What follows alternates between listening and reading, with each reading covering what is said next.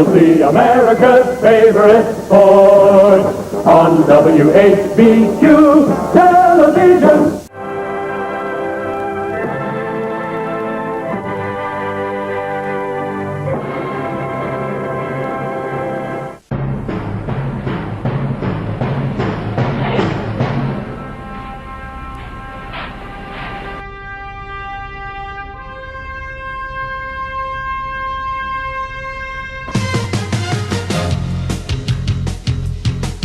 Talking Memphis Wrestling with Randy Hill and special guests.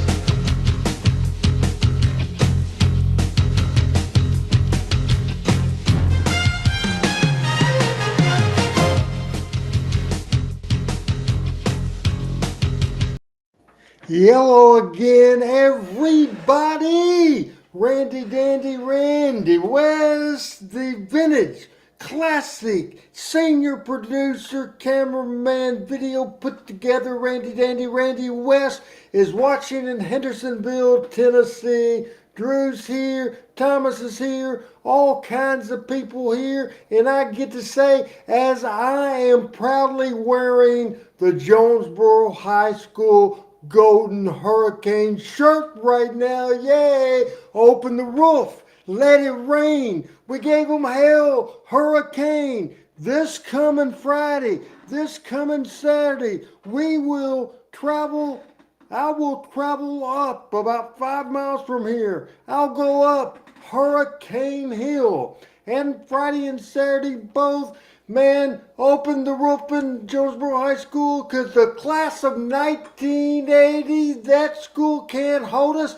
A bunch of old people will be invading Jonesboro and Jonesboro High School, and I'm looking forward to that. Our class of 45, 45th year anniversary. Now, Rusty will have it in a minute. He's celebrating a big something else anniversary. We'll have him on. We will have Pat when he gets finished cleaning up dog poop, and Michael St. John will be here after I do what I've advertised I'm going to do, what I said I was going to do, and I'm going to do it right now, right here at the top of this here show. That is great because we will go back and relive memories, video, and the cards, and a lot of good stuff. The booking idea that put me on the map, Monday Night Memories and Night to Remember, video and action and cards and graphics and so much more.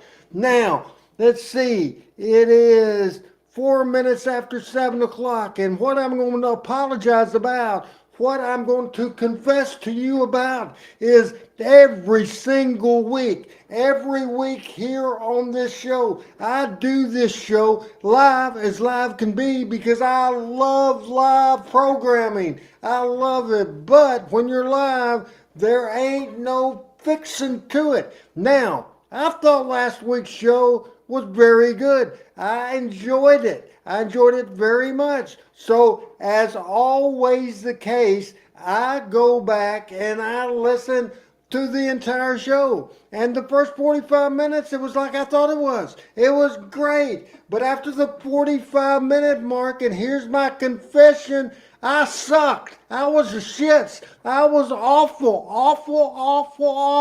I stumbled. I fumbled. If I was playing football and the ball was thrown to me, I would have dropped the dadgum ball. If I was in center field and a high fly coming at me and I had my sights on it, what would happen? I would have dropped the ball. I sucked last week. I sucked. I was bad, and I apologize for it very much. Big show, and we'll start out with Rusty Robinson coming up in just a few days. You're celebrating a big day, and I won't let the cat out of the bag. What's going on, Rusty? I don't know how to follow that just exactly. Yellow again, everybody. This is not Lance Russell right at ringside, but this is Rusty at his home in Orange Beach. And I did not notice that you did badly or did whatever. I sucked. Believe me. Last week. Believe me. I wouldn't come out here in front of this many people and say that I sucked last week if I didn't suck. They had to know it. You had to know it. Maybe you like me so well, you just ignoring it. But I sucked. I sucked. I sucked. How are you Oh, doing? First take, Rusty freaking Robinson. hey, I'm good, and I appreciate that. We're doing well here at Chateau Robinson on the beach. Our pool is still going in. They're still telling us it will be workable by Fourth of July. And they were working on it today, so that's still our working time frame is to have it open by the 4th of July. Otherwise, we're doing good. My wife and I will be celebrating our 44th wedding anniversary this coming Friday, and we're going to go to New Orleans for that, which is about 3 hours from Orange Beach, and we'll have dinner at Vincent's Restaurant in New Orleans, which is a great old Italian place. Kind of reminds you of something out of the film The Godfather. It's the dark leather booze. Have to know somebody to get in. All of those things. So it's really cool, and we've been there many times. It's very nice. That'll be great. Looking forward to it. Now we are certainly in Orange Beach and we'll go to the Huntsville, Alabama area, ladies and gentlemen. We will go to the Arab freaking Alabama era. Man, he has so many broadcasting and Hall of Fame awards. And of course, last year he went into the Memphis Wrestling Hall of Fame. He's our friend. He's here. I don't know if Joshua's here. I don't know if the cat's here. But ladies and gentlemen, Michael St. freaking John. Hey, buddy. First of all, you didn't suck last week. I was part of the program. Now, you may have been off a little bit. See, I told you. In my mind, that's sucking. No way, no way. Have you been watching some podcasts lately? I'll tell you what's up. Well, no, I won't say it because I'm liable to get sued. But there's several out there that don't. I'm sorry, they suck. But you don't suck. You may have been off just a hair, but it was good. It was a good show. It was a good show. I was good the first 45 minutes, but then I don't know if I was worried about graphics or I don't know what I was worried about, but I was stuttering and stammering and really not making sense, and it was just one of those things. By the way, if we knocked, I mean, we can review podcasts, so I don't think we'll be sued if somebody sucks. I think we can go out there and say they suck. I think we can, as long as we don't call them a murdering bastard. I don't think unless we have proof, I don't think we can do that, Michael. Well, listening to some of the stuff that Jimmy Cornette says, maybe we can get away with a little. Hey, great day. First of all, Doc, good to hear from you. Is that Vincent Tomaso's place down in New Orleans? If Vincent's? No, that's another place which is in the okay. fifth quarter. But Vincent's is out on St. Charles Avenue, way out in Uptown, and it's run by now Tony. Gosh, now I'm blanking on Tony's last name.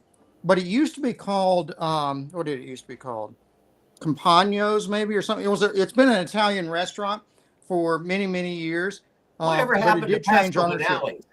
Whatever happened to Pascal's? Oh, it's still there. We had dinner at Pascal's Alley just a few weeks ago, some friends of ours, and they're still going strong. It was great. They still have the barbecued oyster. Yeah, exactly. Barbecued oysters, yes. Yep, and they're still terrific. So if you get a chance to come to New Orleans, I can strongly recommend Pascal's Alley as a choice for dinner. Well, first of all, Joshua unfortunately is not here. He had a little event to go to tonight, but you know who is here and begging for food right now? Oh, yay! She's getting so heavy. Either that or I'm just, look at that. Say wave at everybody. Thank you. Wave, all right. Jazz is here. Great. Let me throw in, Michael, a first take, and we'll get your first take in right now because it's your passion. You like it, that you have a lot of passions. So obviously the Cats your passion, and the Cincinnati Reds is your passion, and radio is your passion. Now I want to talk about something that you love, and that's baseball. The College World Series is going on right now in Omaha, and there was a spectacular game last night, and for only The third time in history of the College World Championship, the World Series of Baseball in college, there was a no-no pitch, a no-hitter pitch.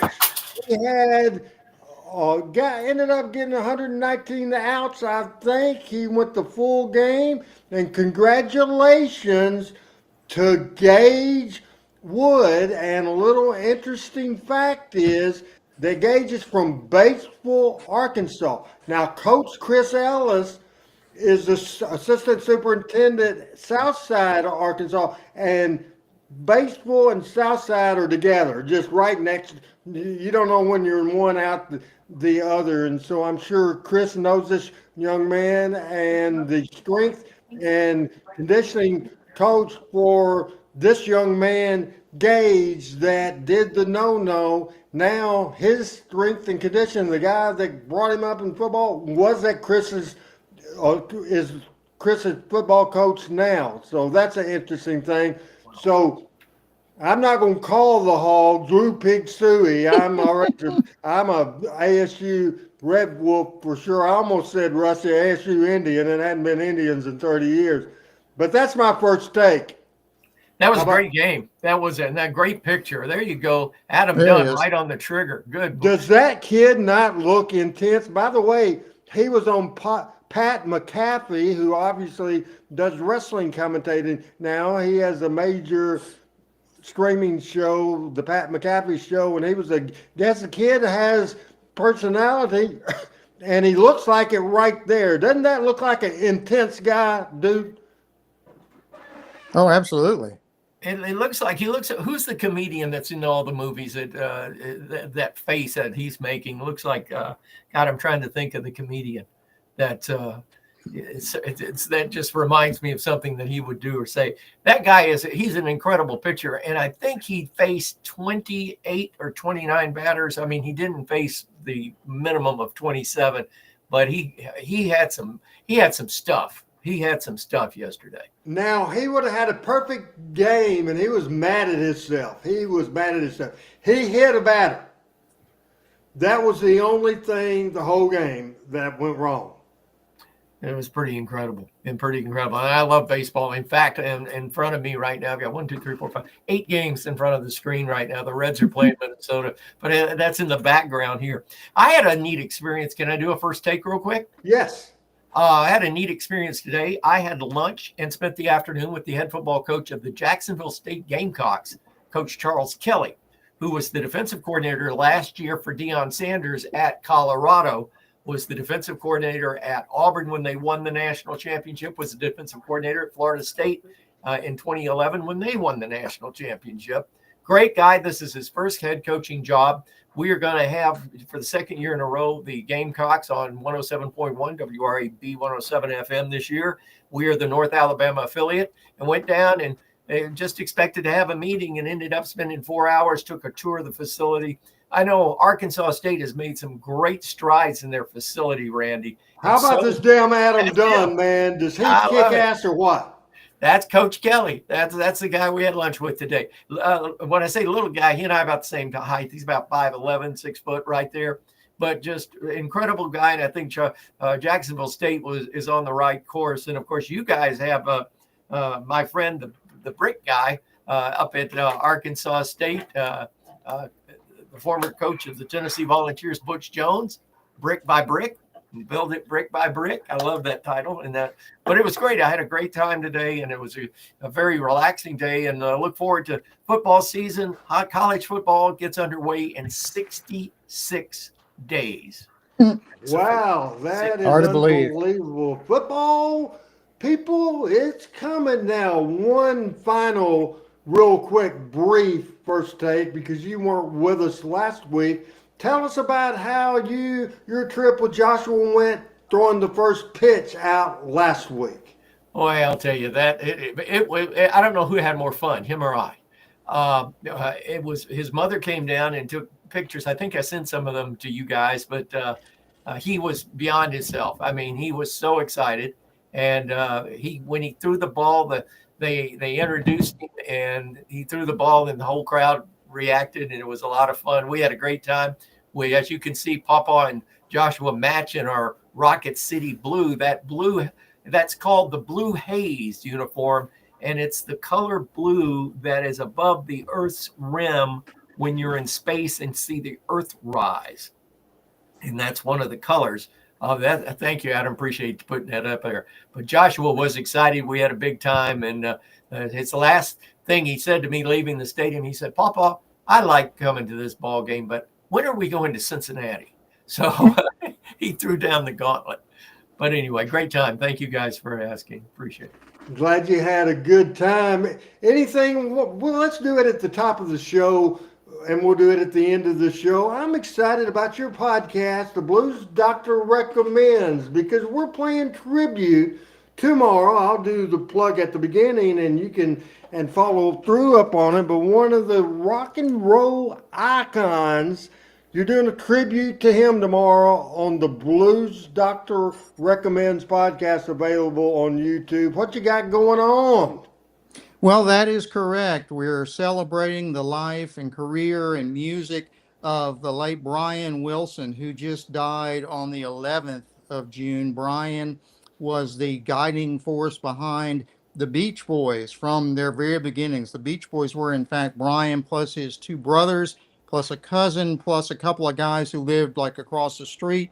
They grew up in suburban Southern California and started singing together, started making their music together, became very famous as a surf band, as a Southern California band, talking about surfing and cars and chasing girls and all that stuff. And then they got more sophisticated. Actually, Brian got the most sophisticated. He started creating music that was on a par with anything you could imagine. He wrote did the album Pet Sounds, which had the song God Only Knows. And if you haven't heard that, you need to go listen to it. It's fabulous. And then probably the most famous one he did in that era was the song Good Vibrations, which is amazingly complex, but at the same time, very catchy and very, sticks with you as well. Unfortunately, Brian, there's the guys. Boy, do they look young. That's Al Hardeen and Dennis on the bottom. And then from the left, Mike Love, their cousin, Brian Wilson, and Carl Wilson there on the far right. So those guys were just amazingly talented, but Brian was the leader of the group easily. Anyway, Brian unfortunately had a lot of problems with mental health and with drug abuse, and he went through a whole series of bad times. Basically, he recovered and would have relapses and had a lot of people help him. Basically, his wife managed to save him from that, but he continued to struggle through most of his life, unfortunately. At any rate, there's a film out there called Love and Mercy, which is about a biopic, basically, as they call it, about Brian Wilson that I can strongly recommend. It had, way more details than I'm talking about here. At any rate, I was a huge fan of Brian Wilson. I'm just mystified by some of the things he did, because I can't imagine he could hear things in his head that you couldn't even write down on paper, but it would work when he would put it in the studio and would have the musicians play it. So it's just amazing. Maybe the most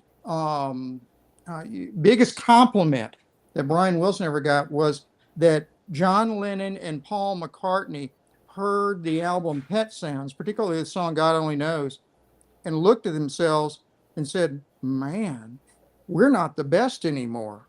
This guy Brian with the Beach Boys, he's better than we are. And that prompted them to go out and work that much harder. So, that's probably the ultimate compliment to get from John Lennon and Paul McCartney, that you're the best in the world. So we're going to celebrate Brian's life and play a little of his stuff and show a lot of pictures that I've been able to find. So it should be fun. Looking forward to it. Blues Doctors podcast, Blues Doctor recommend, we'll see that. It will upload at midnight on YouTube. And I have a Beach Boys. Michael, I want you to hear this. You're our Music Hall of Fame guy and played every hit there is throughout the years. But I want to tell you, and you'll like this story because it is involving somewhere that you like. It's involving a couple of things, three things you like. First of all, it involves Memphis, Tennessee.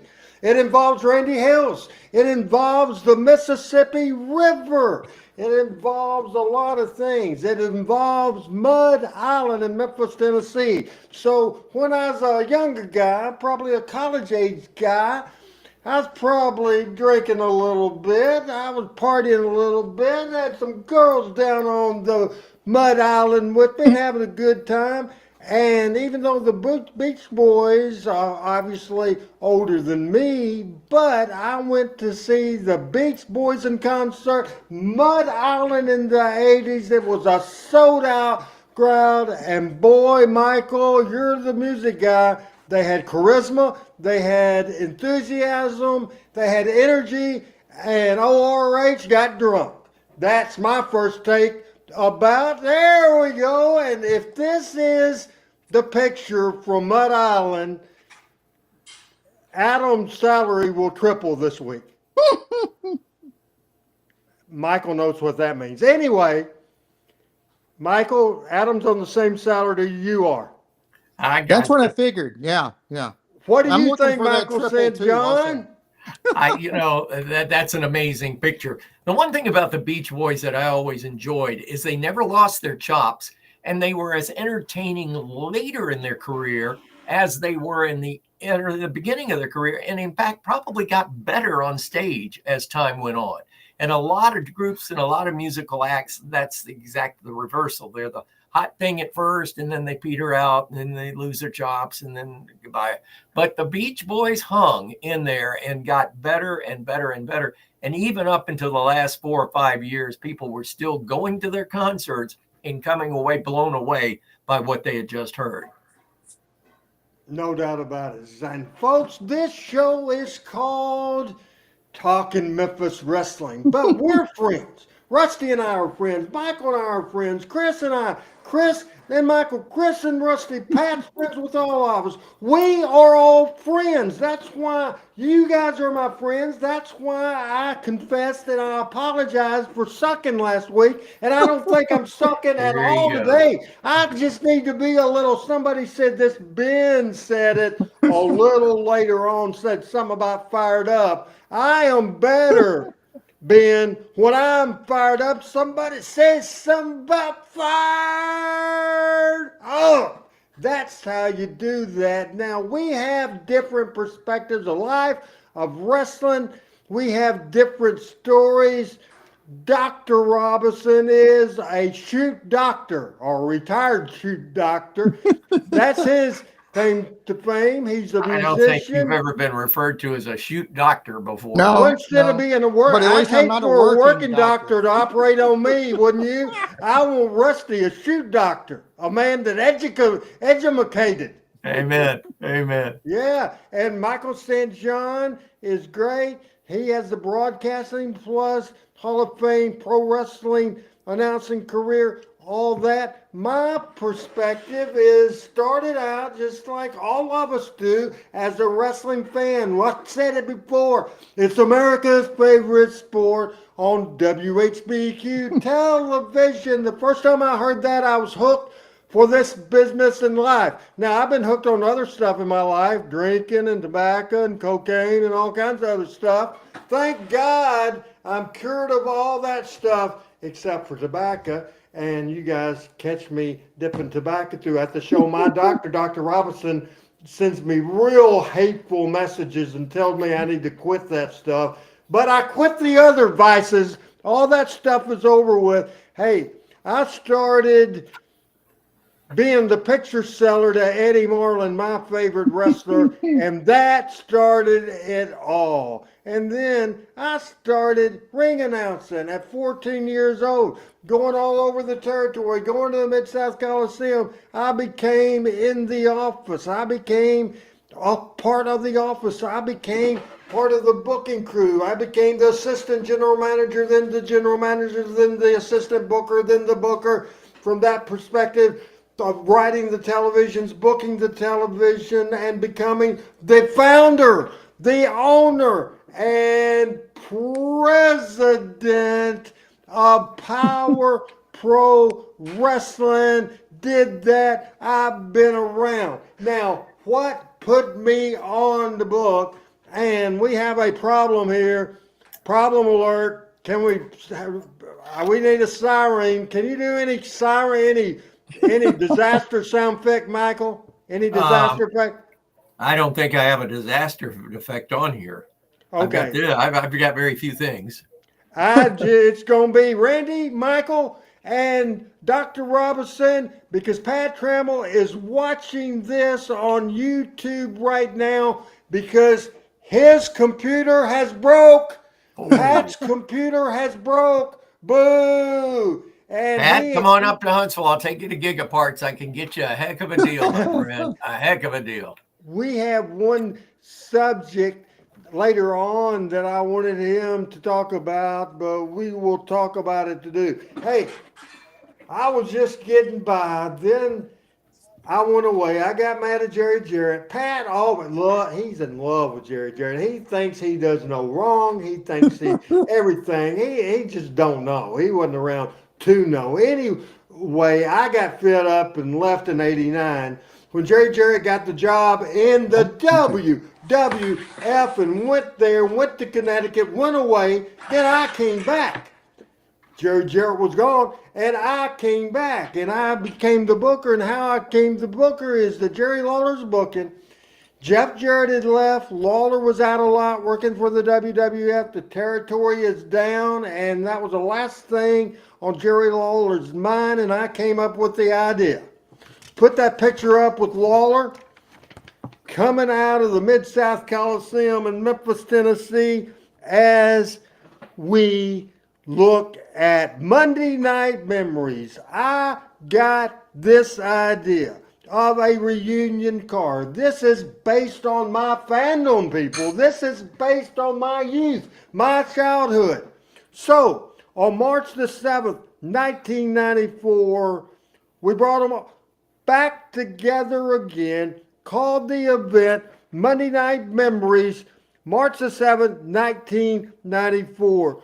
The week before, it drew 700 people. This particular night, March the 7th, 1994, it drew almost $30,000 and 9,000 people with $3 general admission tickets. Let me run over Monday Night Memories car real quick. Again, the event, the idea that put me on the map. We started because Memphis was a late arriving crowd. I opened with the 6-man tag, the Nightmares, Ken Wayne, Danny Davis, partnered by Skull Von Crush against the Spellbinder, Memphis Wrestling Hall of Famer, King Cobra, former Universal Unified Heavyweight Champion King Cobra, and of course the late Jeff Gaylord that opened up the night.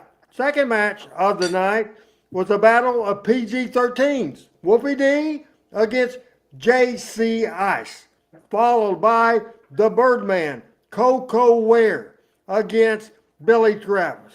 Hansel, Jimmy Valiant against Tommy Wildfire Rich. The Moondogs against the gimmick team of Dr. Frank and Leatherface. Then came for a masterpiece of a match, I can tell you. 6-man tag, the King Jerry Lawler, Universal Heartthrob Austin Idol, and their partner Brian Christopher against Eddie Gilbert, Doug Gilbert, and former world champion Terry Funk. And that was a masterous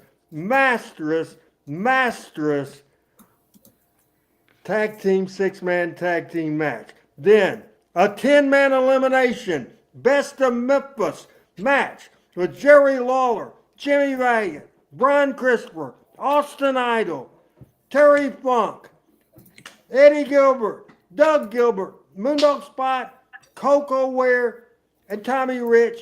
10-man elimination to become the best of Memphis, and the winner of that match was, of course, Jerry Lawler. We also had a great recognition, and we will show you that in a few minutes, of the greatest legends in Memphis wrestling history. Inducted 2 days before on television was Sam Bass. Inducted and accepted by Jerry Jarrett that night to the Hall of Fame, the late Tojo Yamamoto. In attendance, Don and Al Green, the Heavenly Bodies. Spudnik Monroe, the Diamond Ring Cadillac Man. Spudnik Monroe, inducted in the Memphis Wrestling Hall of Fame. And the man we brought back after a 5-year absence to Memphis on March the 5th at TV, Lance Russell. He was inducted that night on the 7th to the Memphis Wrestling Hall of Fame. Again, Rusty, do you see why that card, that idea, that event, by God, I'm not stuttering now. See, I'm talking about something I'm fired up about, I'm passionate about, I'm excited about. Do you see why that got me the job? Man, you know, somebody talking about fired up, to quote Tommy Rich. Boy, that is terrific. You know, one of my, basically my top, or my favorite wrestlers of all time were two of those were included in that card, and that's Jerry Lawler and Terry Funk. You know, and I have met them. I met or know Terry Funk much better than Jerry Lawler, but you know, they were some of the all-time greats, and that is an amazing show to put on. You know, it was a mix of some of the younger guys. In other words, at that time in '94, PG-13 were the younger guys. They were still, you know, going. They were in their prime, basically, as opposed to some of the older guys. Terry Funk, of course, you know, went on for I don't know how many, 5 decades maybe, and thought he was in his prime, I guess. So I just thought it was a great mix of wrestlers from many different eras of Memphis wrestling. It was terrific. How about you, Michael St. John, taking you back to March the 7th of 1994, Monday Night Memories? What did you think? That was a great card. I'm sorry I was in California and missed it. I mean, you're right. I can see where that is just you living your dream and living your fantasy. But, you know, as you were going down that card, just about every member of the talent that was on that card could draw money. And that's the great beauty of that whole card is, yeah, you had a lot of legacy. You had a lot of different styles, different eras. But you had people on that card that were known to draw money. And I can very much see how the house popped from 700 the week before to, you know, almost 10 grand that week. That's an all-star card. That would be an all-star Memphis wrestling card without a doubt. Now, what we're going to do, especially the introductions, the parade of legends. Now, we have a video, and it's kind of lengthy. If we can, we're going to fast forward to the Monday Night Memories video part of it, with 3 minutes and 7 seconds.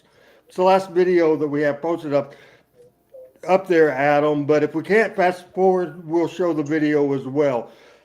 But we'll go ahead and show that, and we'll come back and we'll talk about this from Monday Night Memories. Here we go. We'll start this great video. Found a program stuck back in my drawer. It was faded, it was torn. I couldn't wait till I looked inside.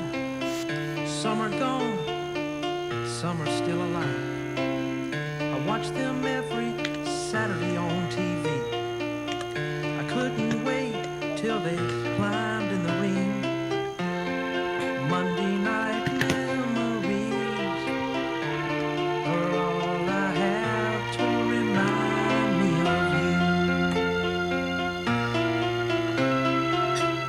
you.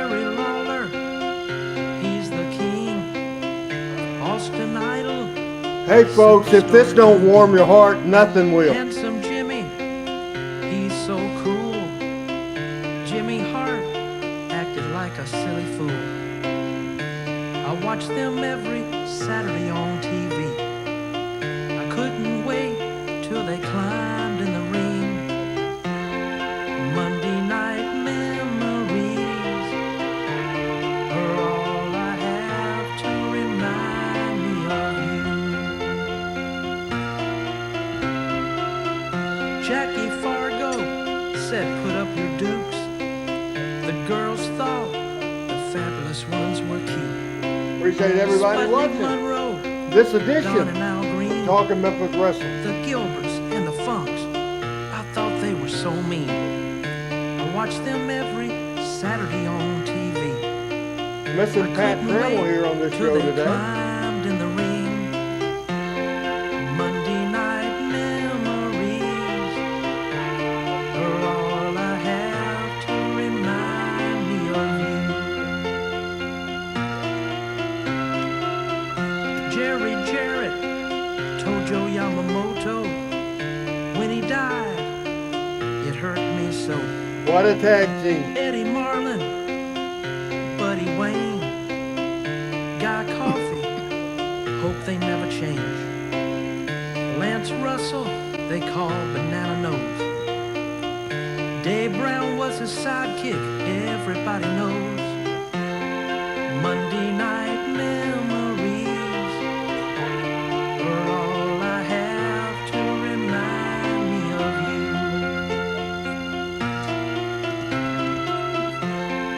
Monday night memories are all I have to remind me of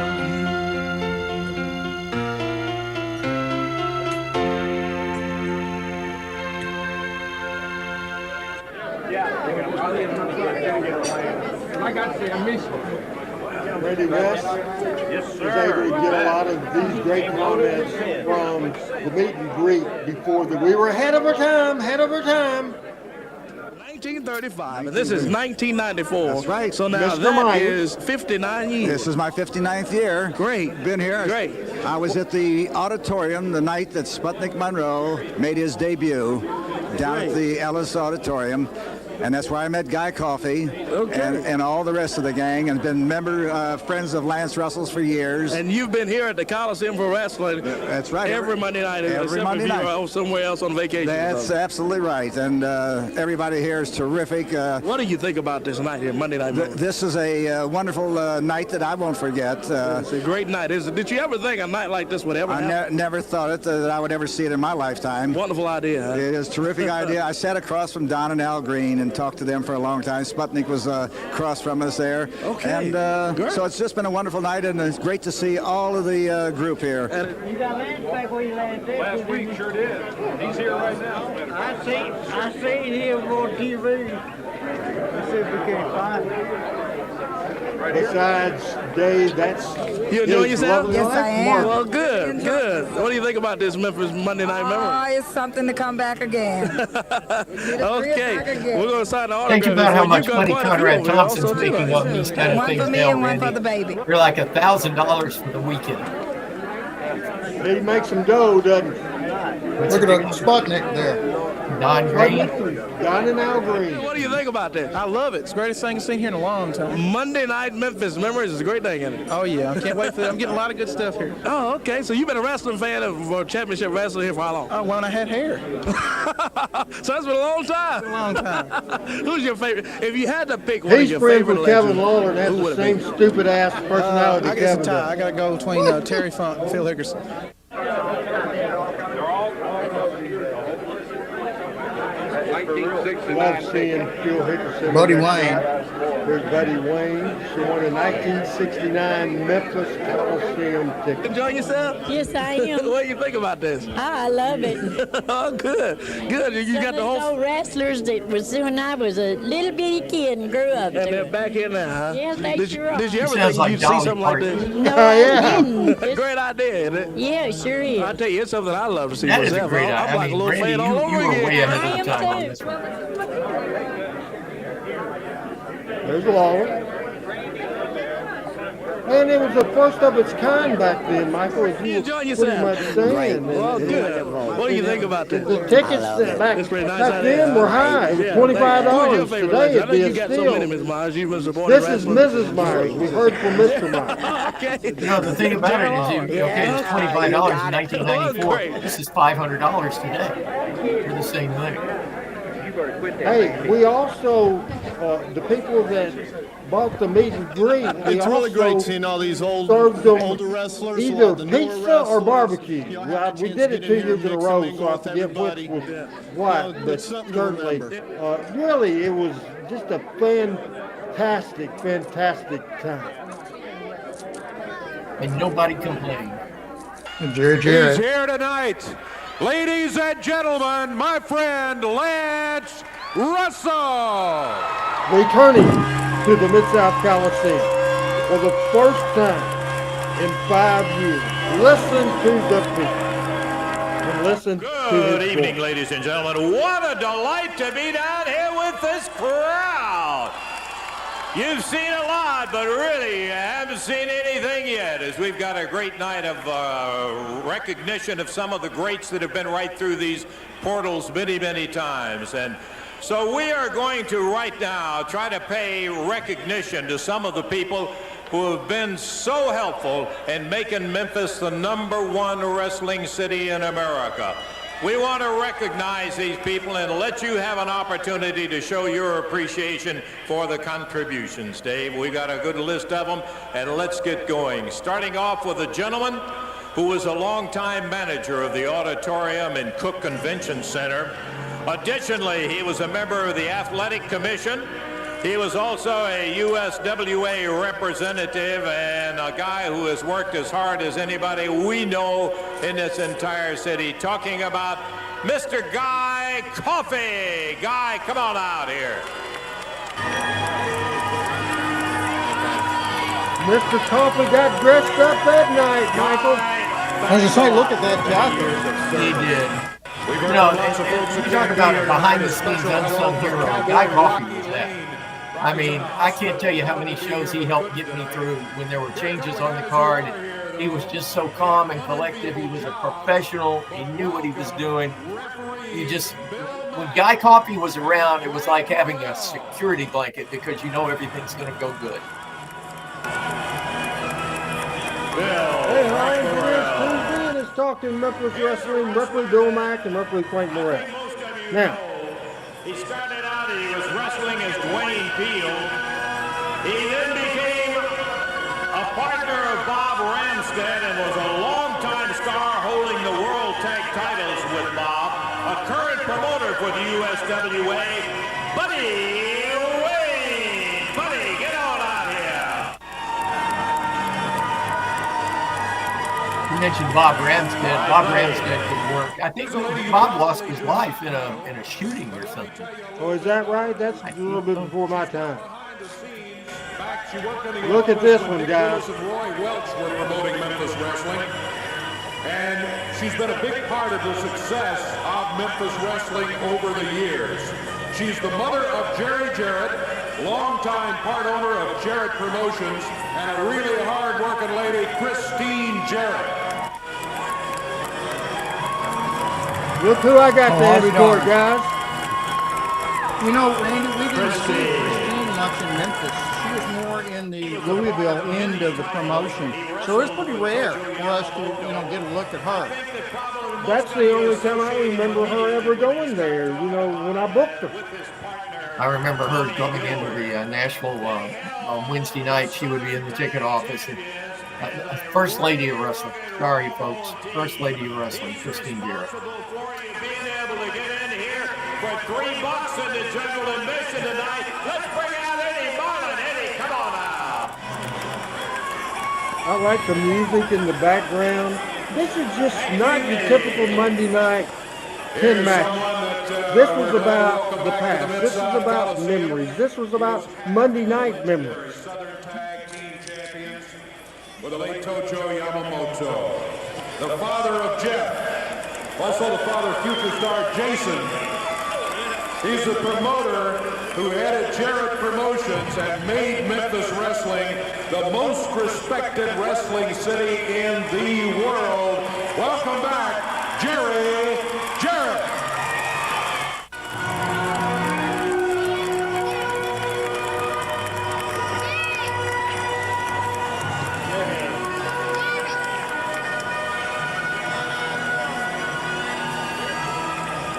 Our next legend is indeed that.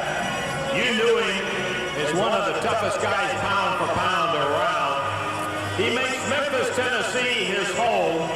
And let me tell you, when you tried to get this guy and take him off his feet and go to the mat, it was like trying to pull an oak tree with your This is old timer. Let's bring out right now, Tretch Phillips. Tretch, get on out here. Do you remember Tretch Phillips, Rusty, or is that before your time?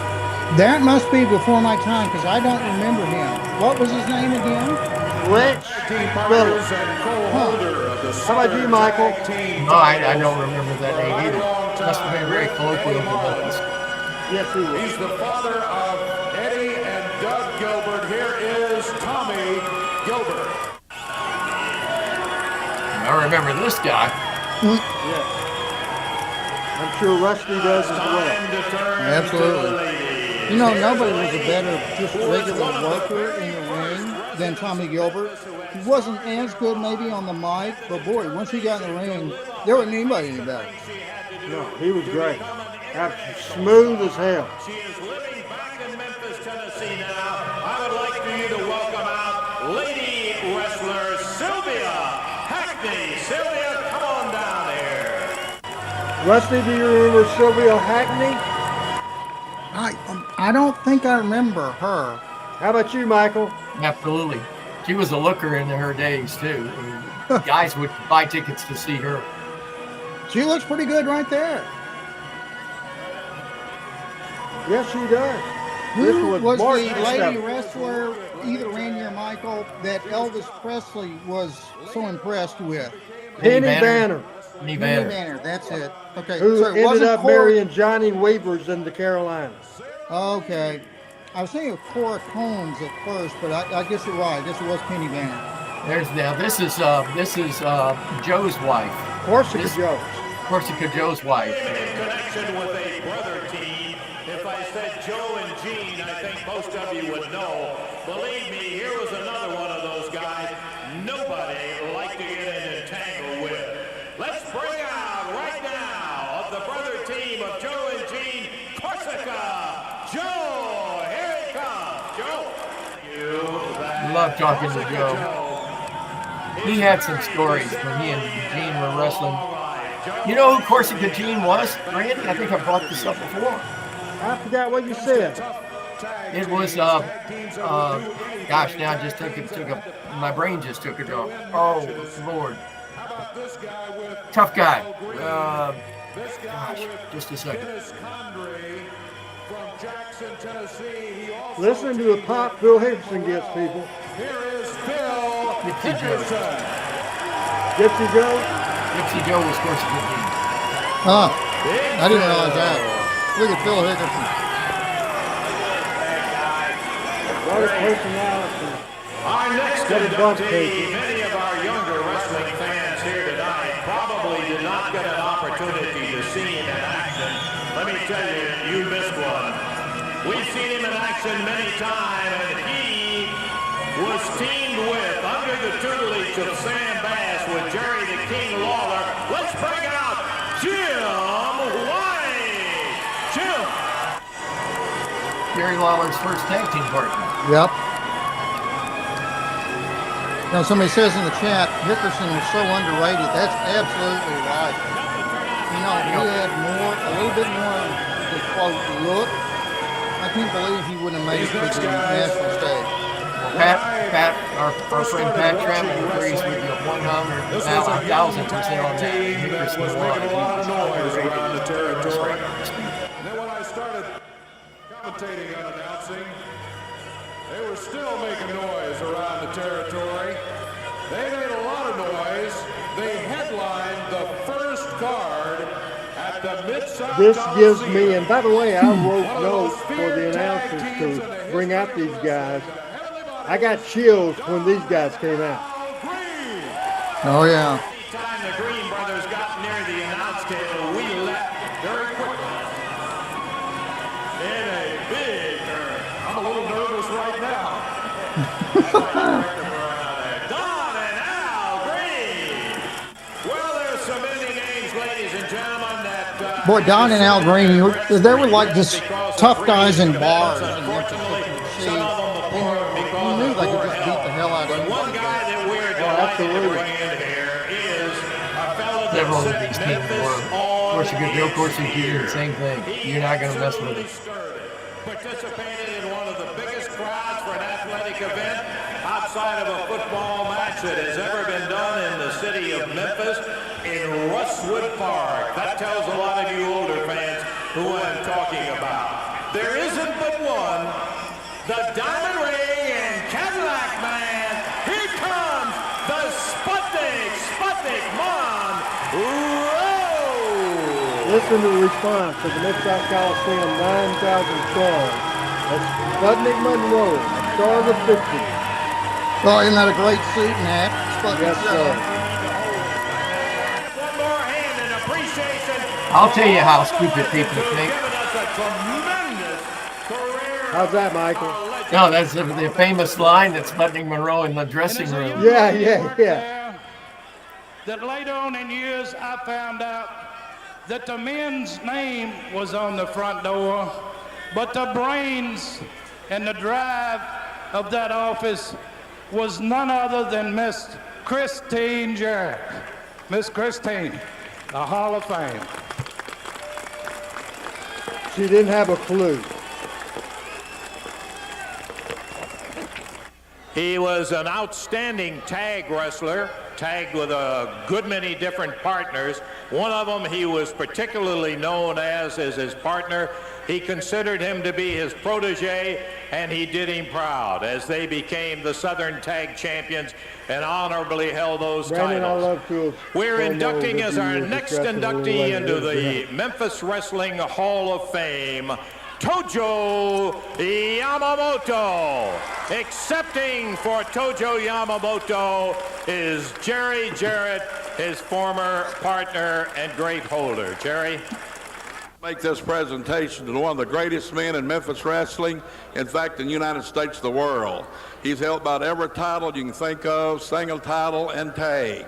Southern heavyweight, Southern junior heavyweight, Southern tag team, world's heavyweight champion, tag champion, Midwest title, Gulf Coast, you name it, he's held it with his brother. And the one I'm going to do now really gives me a lot of pleasure, and that's Don Green.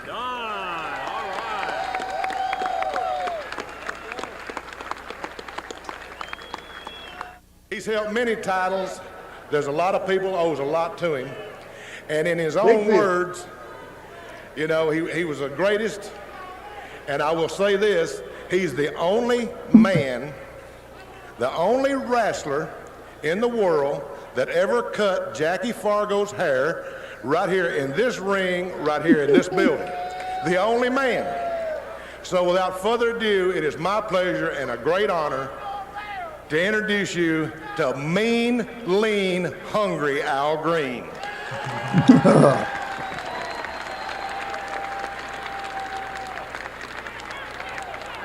And I also believe that Memphis, Tennessee is the home of rock and roll wrestling. And some of the greatest wrestlers that have ever been have come out of this city, and they're still coming through here. And I believe there's one man here tonight that had a lot to do with that. And it's my pleasure to induct Mr. Sputnik Monroe into the Wrestlers Hall of Fame. Congratulations. Still lives in Florence, by the way. Presented to none other than Lance Russell. And I know that's not much of a surprise to you, but I think this may be. No one deserves to be in the Memphis Wrestling Hall of Fame any more than this man, Lance Russell. Thank you, Dave. I agree with that. He was number one. Yes, Even sir. poor Lawler.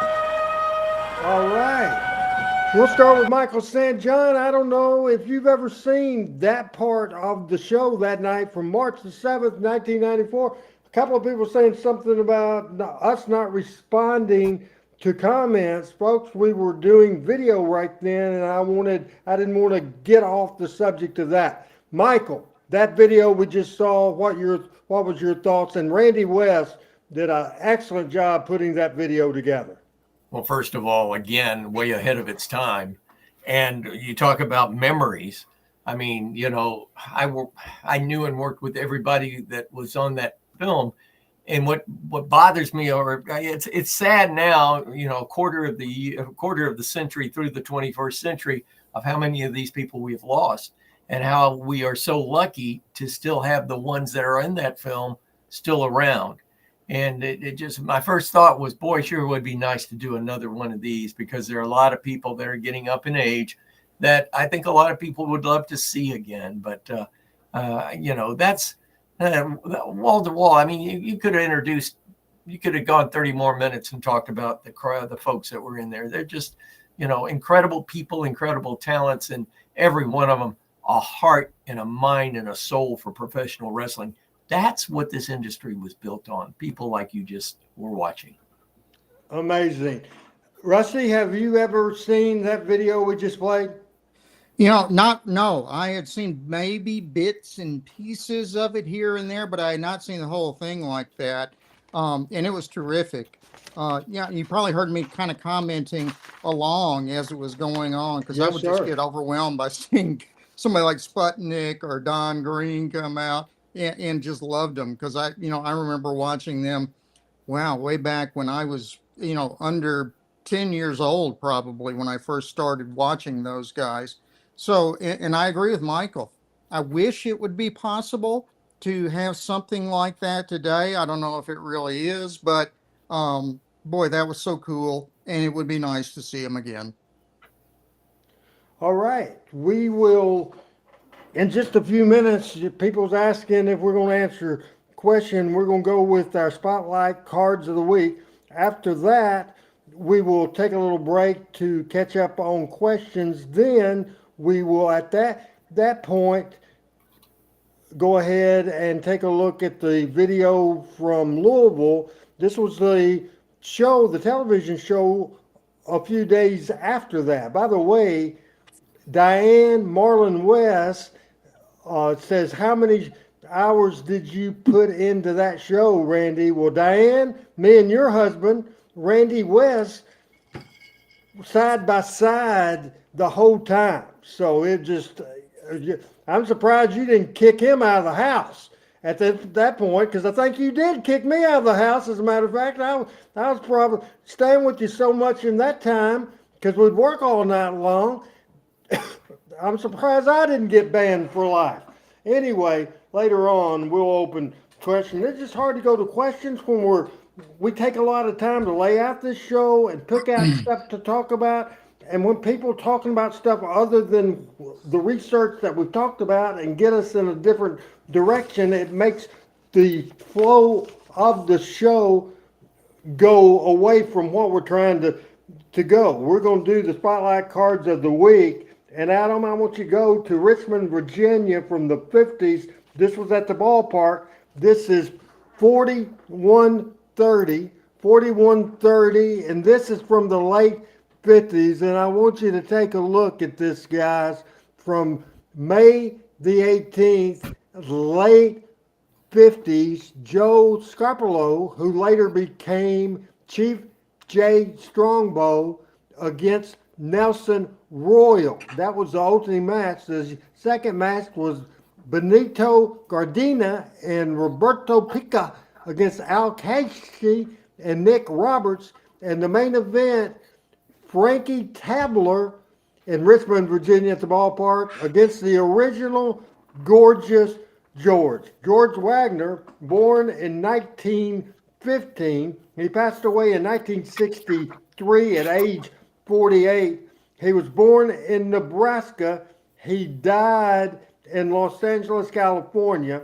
He debuted in 1932. He retired in 1962 of a heart attack. before my time, and probably Rusty's too. This great, interesting card from Richmond. What do you think, Rusty? Did we lose Rusty? I think we did. I think we did. Go right to Michael St. John about this great card in Richmond, Virginia. How about you, Michael? Well, the draw is obviously Gorgeous George in the main event, and anywhere George went, he sold out. It was an amazing run. I just found, it's funny you mentioned, and you put George up in on this thing. I just found a book over the weekend called Whatever Happened to Gorgeous George. It was the first book I ever read about wrestling, and it's a pretty doggone good book. I started reading it again. But Al-Kashi, I think he became a Sheik. I think he turned into a heel. And in fact, I think he was even in Dallas, Sheik Al-Kashi, back in the day. I'm trying to look at, I don't have the card in front of me, so the names. I don't see a lot of Nelson Royal, of course. Nelson did a lot of work on the East Coast. He hit this territory a couple of times early on, but I don't see a lot of familiar names, but I see names that probably got familiar to the folks in that area and were probably over with those guys. For sure. Now, what do you think? Before your time, Rusty? Mostly before my time, and I would agree with Michael in that I recognize the names, but I really didn't see them at the time. They were just now names I've looked up and maybe seen on YouTube or elsewhere. So it looks like a great card, but I couldn't tell you for sure. Interesting wrestling history. And then we will go a few years later. This is Chattanooga, Tennessee, 4135. Chattanooga, Tennessee, 4135. You can tell, Adam, Michael, this is a Nick Goulas ad. World's greatest professional wrestling at the Memorial Auditorium in Chattanooga, Tennessee. The card, Joanne Phillips against Miss Goodner, Don and Al Green against Jackie Fargo and Lester Welch, and a judo jacket tag match, Tojo Yamamoto and Sato against Tex Riley and Tony Ozza. What do you think about this card from the 60s in your part of the country, Chattanooga, Tennessee, Michael? I started watching TV wrestling right around this time, a little earlier than this, and remember Tex Riley and early Tojo Yamamoto. He still had the goatee and still had hair back in those days, and was that Yoshio Soto.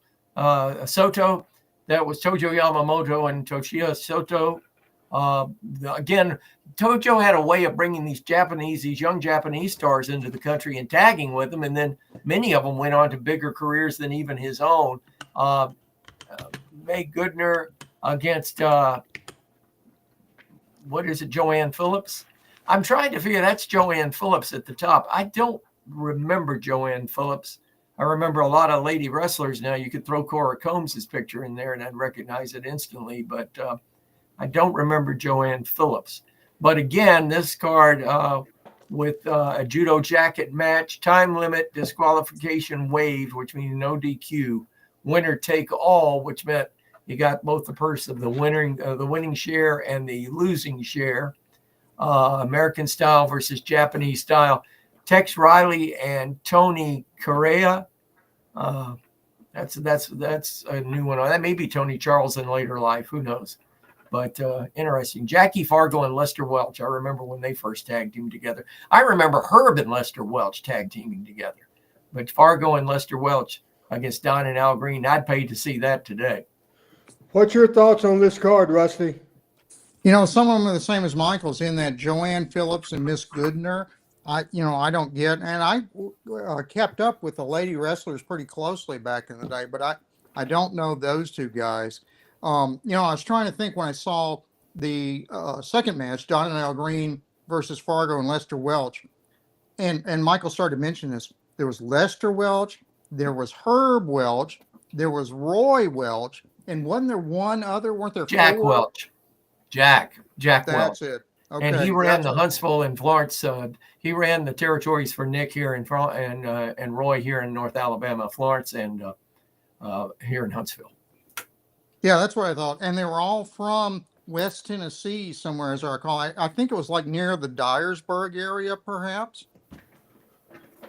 Yeah, somewhere Union City, Dyersburg, somewhere over in that area. Also, and Randy, you may want to just for a lot of folks that back in those days, you had the Fuller clan or the Fuller bunch and the Welch bunch, but the Fullers were really Welches, correct? Yes. It just Roy Welch, a promoter, his son Ed Welch wanted to be a wrestler, didn't want to be called a Welch, so changed his name to the Fullers, and his sons Robert and Ron did the same thing. We will go to 1968. This is in Bo James country, the king of Kingsport. This is in Kingsport, Tennessee.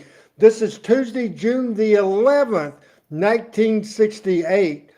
Whitey Caldwell, the late just legend that was killed in the early 70s, I think it was early 70s, in a tragic car wreck, Whitey Caldwell against Johnny Long. Now, tickets for this card in Kingsport, Tennessee at the National Guard Armory was 75 cents, $1.25 and $1.75 for ringside. Then we had a top ladies match. Miss Sylvia Hackney, who obviously was at Monday Night Memories, and Miss Sarah Lee was also there at Monday Night Memories. And in 1968, on a Tuesday night, June the 11th, they were in Kingsport, Tennessee. Now, the main event of the night was Corsica Joe and Gene Dundee. 7 years before there was anybody that knew anything about the superstar, against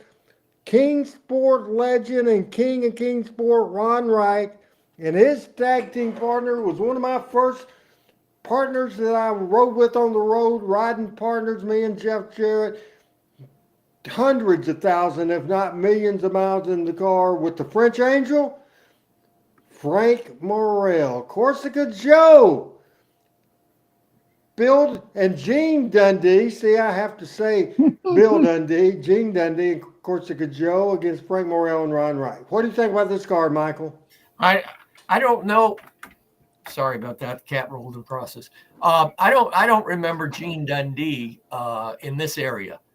He may have been, mainly heavily East Tennessee, Knoxville, and Kingsport, and Johnson City, and all that area. I don't remember Gene Dundee. Corsica Joe could go with anybody, and of course the rest of that card. There's some highlights on that, and Whitey Caldwell opening. It must have been sort of early in Whitey's career because, like you were saying, Randy, he became a real legend in the Knoxville and East Tennessee area as his career progressed, and he and Ron Wright had some hellacious fights up there. So, that's a typical East Tennessee card with a couple of the Middle Tennessee, and I'm sure Corsica Joe and Sarah Lee traveled together because they were husband and wife. So make the trip over to East Tennessee, do a couple of shots, and come back to Nashville.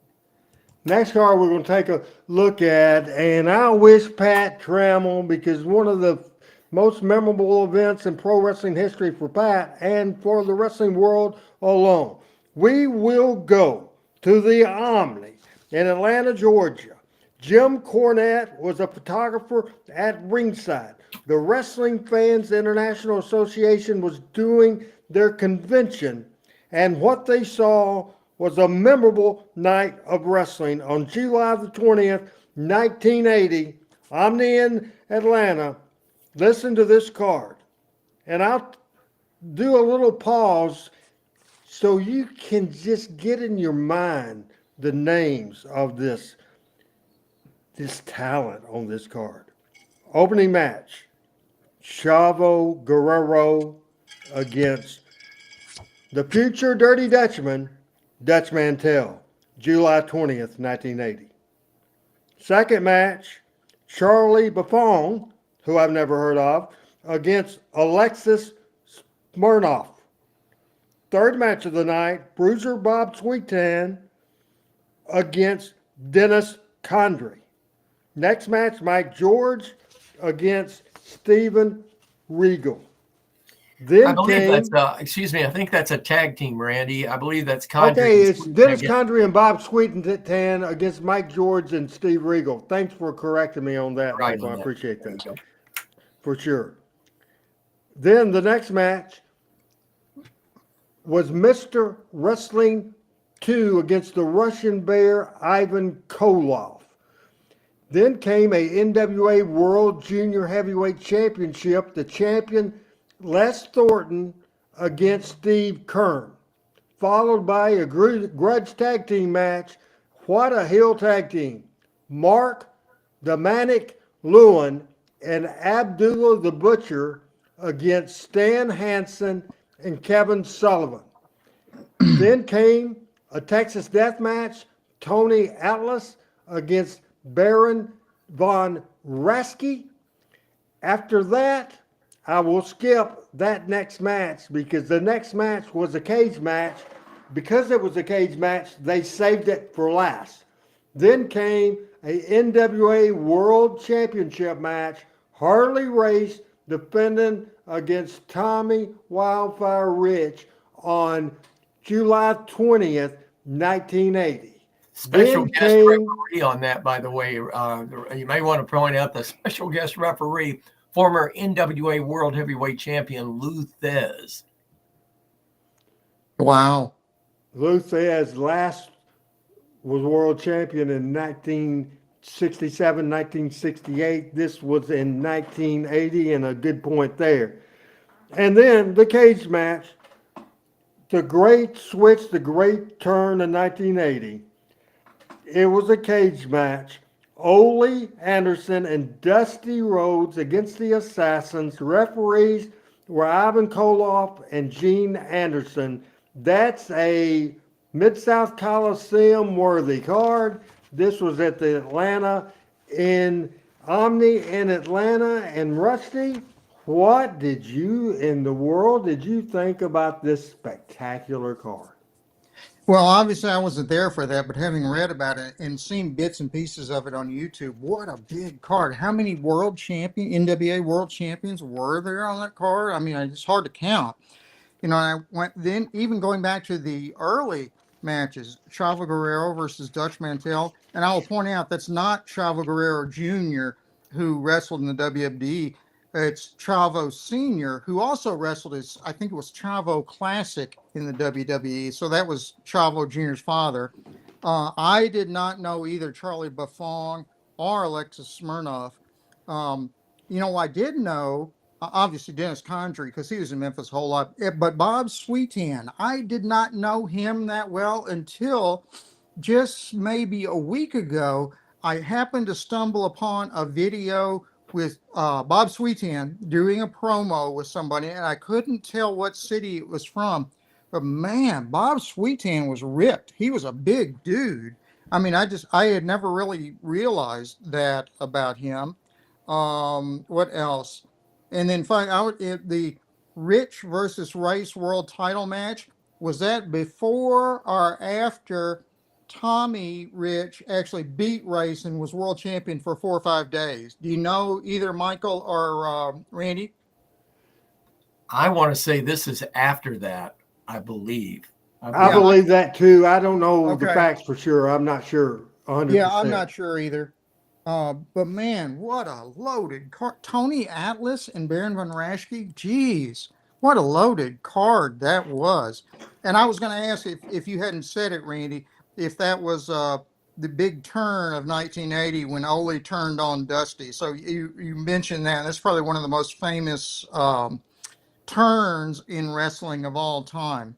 Yes, that is it, and it was in the works for a good year, maybe longer, and then they did the deal with Ole and Dusty teaming together, and one of the most heated things ever. Man, Michael, we brag on our Memphis cards a lot. Hard to top this in Atlanta. Well, it's dynamite on a card for sure. You know, one of the wrestlers I'm noticing on this that really I don't think gets his propers, and I know a lot of people probably never saw him, was Les Thornton. Les Thornton was British. He was a scientific wrestler, but he was one of and Johnny Walker and was the man of 1,000 holes. Well, Les Thornton was a man of 1,000 holes, and he would work he'd be on the mat. He was a matician, if you would. And he doesn't get a lot of credit in this area, but I know Les Thornton in Europe was a major star.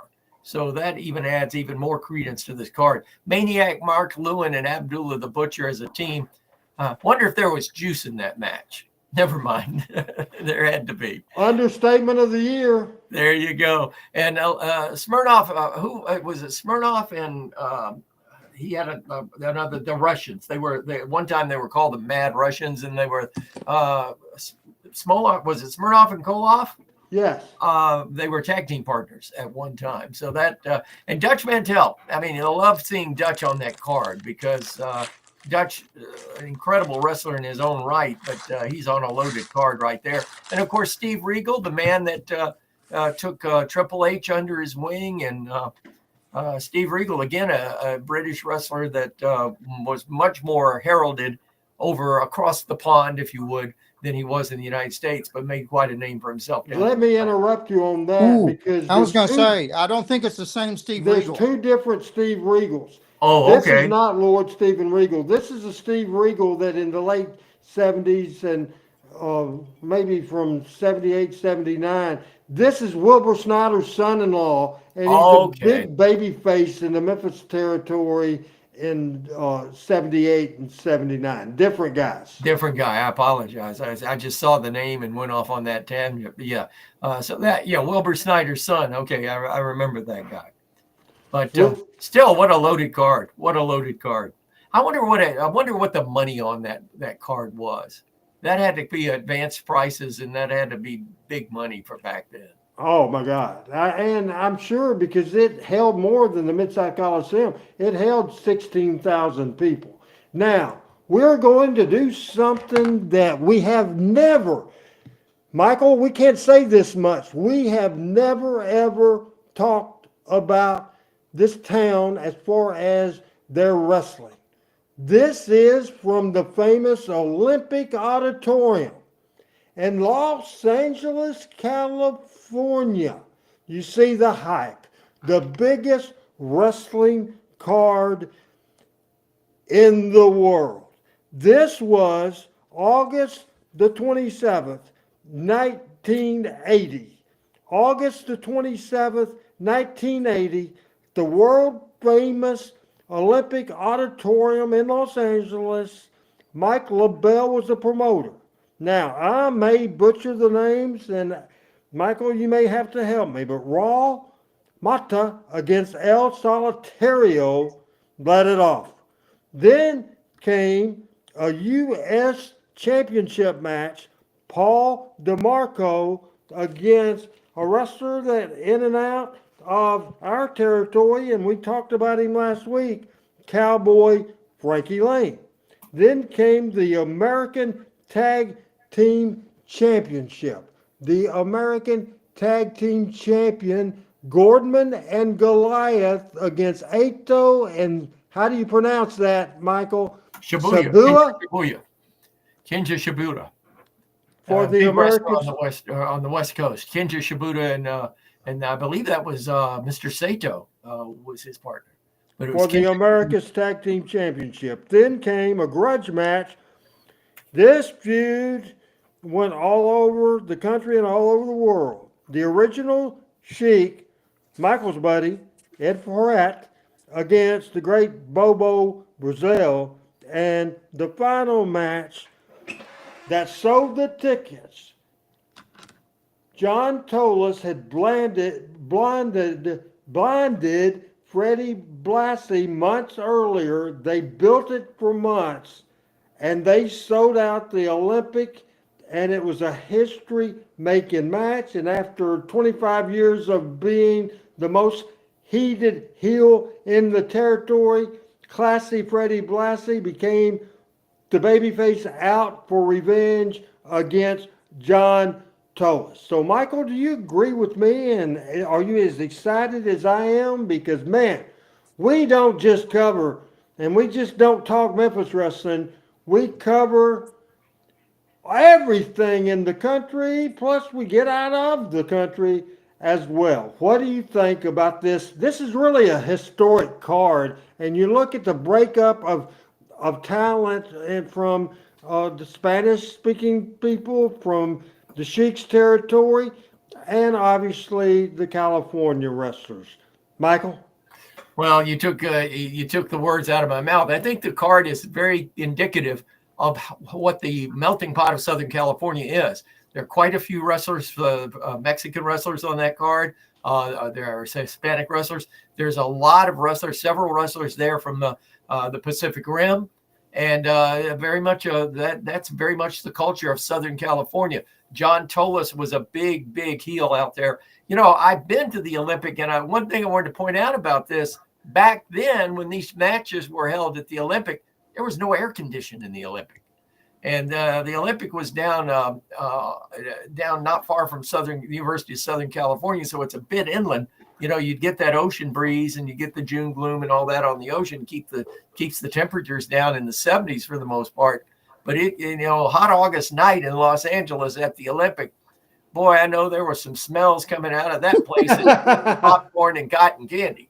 But that's an incredible card. And you look at Blassie and Tolos, Freddie, and I think back then, if I'm not mistaken, the Sheik did some work. They did some cross promoting between Detroit and the Midwest territory that the Sheik was running, and LaBelle's Los Angeles territory. So they swapped off talent sometimes.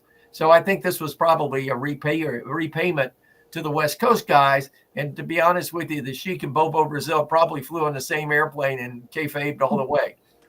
Absolutely. How about you, Rusty? You're like me, a Memphis boy. Oh, I am a Memphis guy, but actually I lived in Southern California for a while when I was a fellow. And Michael's right. The old Olympic Auditorium was down in South Central LA, not too far from the undergraduate USC campus. I was actually a fellow at LA County Hospital, which was next to the USC Medical School campus. But we knew about USC undergrad, and I personally knew about the Olympic Auditorium. You know, one interesting thing about the Olympic, and I don't know whether Randy or Michael, either one of you guys will remember this. You remember the television show at the time, the Beverly Hillbillies? Yes, sir. They did a couple of episodes on wrestling, and they did them out of the Olympic Auditorium. Like Granny started fighting some wrestler. Yeah, I remember that now. Yeah, that's where that came from. You know, because they were producing that show in Los Angeles. Their house was actually in Beverly Hills. Right. So the wrestling on the air in the mid '60s then was from the Olympic Auditorium.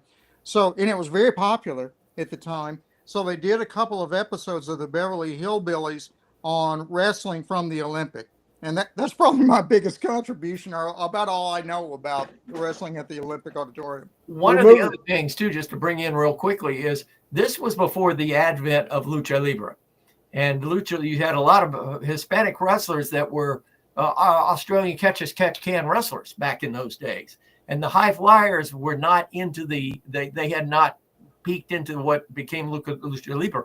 So this is sort of a pre-Lucha kind of card. And again, the crowds there at the Olympic, and I'd never been to a wrestling, I've been to a couple of events there while I was living out there, but the crowds at the Olympic, inside the Olympic, I remember in the lobby, they had pictures from the wrestling shows, old black and whites, and the crowds were totally mixed. I mean, there was no racism. There was no, Southern California was a big old melting pot, and wrestling was the cauldron that stirred the pot, if you would. So the Olympic has a lot of memories in old wrestling history, but a lot of people this side of the Rockies don't know about the history of the Olympic and wrestling in Southern California. Interesting stuff, and I love when we look at the 50s. I love when we obviously look at the towns in the Tennessee territory, but when we see the Omni card and we see the LA card and we see Freddie Blassie, part of history. In just a few minutes, we'll go back to some more memories. My second most memorable card I ever booked was in Louisville, Kentucky in '95. We called it A Night to Remember. That's coming up. We got video coming up in a minute. We're going to open up to questions right now. So guys, just write your questions out and we will get to that, and we'll go through some of the comments we've had. And we've had some smartasses here today, but also we've had people that obviously are regulars that are respectful and love wrestling and not trying to be a comedian. There's so many comedians out of work in this damn country, and now we got people on this show trying to be one. Anyway, Thomas says he loves classy Freddie Blassie. Frank Seaton has a very interesting comment. Said in those days they could spread it out over a year. Now they spread it out over 2 weeks, and it's a long program now. If they go 2 weeks, that's for sure. And James Davis, yeah, we think that's around the time when Tommy held that title for just a little bit. Frank, talking about that Atlanta card, said the people wanted to kill Ole that night, and he also says that was a loaded card. Of course, Freddie Blassie, one of the lines he used, and he even put out a record, Michael, called, do you remember this? The Pencil Neck Geek. Pencil Neck Geek. That?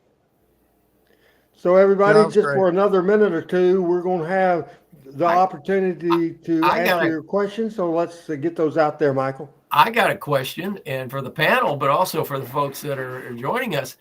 Old school wrestling, bigger manager that was more over, Freddie Blassie or now I just had a brain fart. Sorry, my brain's going crazy tonight, Doc. I need some Prevagen. Freddie Blassie or Bobby Heenan? Different eras, kind of. Different eras. I think Freddie Blassie was a bigger star as a wrestler than Bobby was. Then I think obviously he transformed into a manager, and he was toward the end of his career, and he wasn't at his peak. He couldn't take the bumps. He couldn't fly. He couldn't do that sort of thing where Bobby can. I think overall, Bobby Heenan, I would say he's the best manager throughout his body of work than anybody that's ever done this thing. I thought that Freddie Blassie blazed a lot of trails for managers that other managers copied when he was managing, because I remember as a wrestler, Freddie Blassie was really over in the Georgia territory and New Orleans. I mean, he was a superstar in New Orleans. And then when he came out with the cane and the cufflinks and the fancy, he was the gentleman's gentleman, the kind of thing. And then a lot of wrestling managers copied him. In fact, the cane gimmick that Saul Weingroff used in our territory came directly from Freddie Blassie. And obviously Jimmy Hart for many, many years had the cane as well. We're getting another comment and want to go to the comments, and I got to scroll. Andrew says, did Bobby spend any time in Memphis? He did, in fact, do a few promos when Nick Bockwinkel came to Memphis in the early 80s. I can't remember whether Bobby himself personally came to Memphis, but he was on Saturday morning TV several times.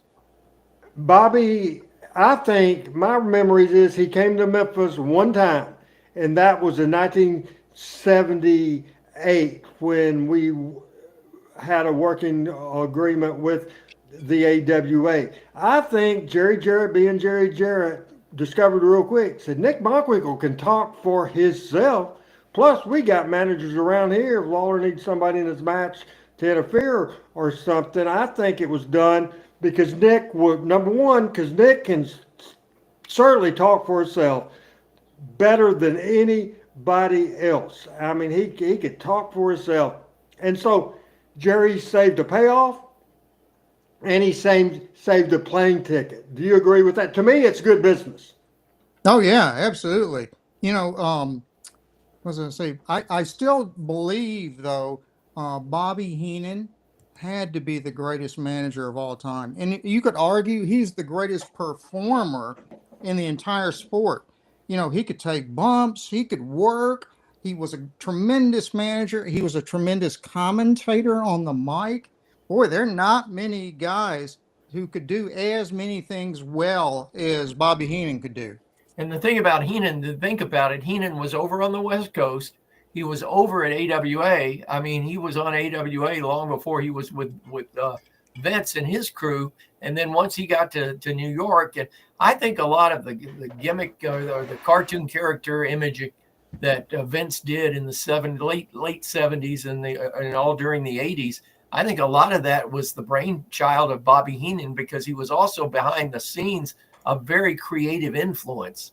And like you said, very glib, could talk, could work, could take the bump. I mean, could commentate, could interview. I mean, Heenan had it all. But Classy Freddie Blassie, though, sort of blazed the trail for a lot of managers that came after him. One more question real quick, and the last question that came in, Andrew Martin, if you could put that up in the screen for me. Andrew Martin asked, what was it like working with Jamie Dundee? Do you still have contacts with him? What's the craziest thing you ever saw Jamie do? Crack cocaine. Oh, I was doing it with him, so I can't say that was crazy. Anyway, don't say we don't shoot on this show. The craziest thing that Jamie Dundee ever did, he was such a comedian, and I almost fired his ass in Louisville, Kentucky, because we had an issue with the Louisville Gardens. His name was Al N.T. He was the manager of the Louisville Gardens. He was a real serious guy, and sometimes something would happen. He wasn't smart to the business, and we wouldn't allow him in the dressing room. Do you remember in Louisville, Michael, where the dressing rooms were downstairs, and Pat Malone, I don't care who it was, I don't care if it was the President of the United States, he wasn't going to get down in that dressing room. That's just the way it was. So Al and T, the managers, asked to see me. He knew better than try to get past Pat Malone, or Pat Malone would cut his ass. Anyway, Al wanted to see me, so Pat said, I'll go get him, and so here I come. I come upstairs, and the wrestlers hanging around in the area, the kind of the go position as you go out. On one side was the heels, on one side the baby faces. So I come up the stairs and walk over with Al, and as a matter of fact, it wasn't a problem. I remember the deal, and it was around this period of time. Got real lucky on this deal, because I was going to do, this is 95, I was going to do the Memories on a Sunday. I was going to do Memphis on a Saturday, Louisville on a Sunday, so that's what we were going to do there. But Al was coming to me and say they double booked the thing, and he said that he was going to have to switch us to a Sunday, but that he was going to give us half rent. Didn't know I had this big Legends card in my head, and I damn sure wasn't going to tell him. So that's what the meeting was about. He was like he was doing me a favor, and thought I would get mad and all that stuff, but I knew that it would work out just fine. Anyway, so Jamie Dundee, we work on these events several months ahead. This was in the winter, maybe February. It was snowing. It was snowing like hell. So Jamie went outside, got a snowball. I had my back to that entrance. Jamie took that snowball when I'm in a meeting with the manager of the Louisville Gardens, and he took that snowball and hit me right in the back of the head. And I snapped. I called him Al-N-T there. It didn't matter to me. I called him a no good mother. You know what? I called him a son of a, you know what? I called him every name known to man. I said, you pull something like that again, I'll fire your effing ass right now. And I couldn't. It was hard not to laugh, and everybody was laughing, but I had to have my authority, and that's the craziest thing that he ever did. Thomas asking about the King, and last I heard, Jerry's doing fine. James asking what was Austin Idol alike away from the ring. ring. He He was was a a prick. businessman. He was a prick. Sometimes when he got unhappy with his payoff, you'd never see him for a year. And Jerry Jarrett or Jerry Lawler or Nick Goulas or Randy Hills or Ole Anderson or Jim Barnett or whoever would say, I'll never use that son of a bitch again. And we'd use that son of a bitch again. And that's exactly the deal with Austin Idol, because he was over so much and could turn business around. No matter how mad you were with him, you'd bring him out. Do you agree with that, Michael? Oh, yeah. Oh, I'm sorry. I didn't No, mean to go ahead. jump on Go ahead. I was going Doc. to say, the thing I always wonder about Austin Idol, he had the look, great body, he could talk, women loved him. I was always surprised he didn't make it bigger on the national circuit with either WCW or WWF because of all those things. I guess it was probably because he really wasn't all that interested in that, is the way it sounded like to me. I don't think he liked to travel either. I don't think he liked to be away from home for a long period of time. And I said that, and working with him, he was never a prick to me. And the times I was with him, like Randy said, consummate professional, and would stand there and you get ready for the interview and you chit chat, or he might say, hey, lead me, say this to me so I can say something. He was that kind of guy. I never, ever had a problem with Austin Idol, but I know in the dressing room, there were guys that really didn't like him for whatever reason. And I think Randy hit the nail on the head that he'd get a little sour about payoffs, or he'd feel like he was screwed about this or that. And then once that happened, then, he'd be out of there. But I'm like you. I think he was a great talent. I think in this day and time, I think he's working still with the NWA. Is he not working with the guy from Stone Temple Pilots? And they just got a big deal, by the way. I don't know if you guys talked about it last week, but they just got a big deal on Roku, I think it was. They just signed a major deal that all their wrestling is going to be, you buy a new TV now, you don't need cable TV. There's a ton of channels up there you can watch forever and a day. But to be one of those channels, and have NWA wrestling on there, forever and a day. I have also heard read, I think I may have read this last week, that there are some NWA tapes out of the St. Louis office that are going to be released for the first time in 50 years. So we're going to be able to see Pat O'Connor, and we're going to be able to see Johnny Valentine, and we're going to be able to see some of those legends that came out of the Kiel Auditorium that they've been remastered and are going to be released.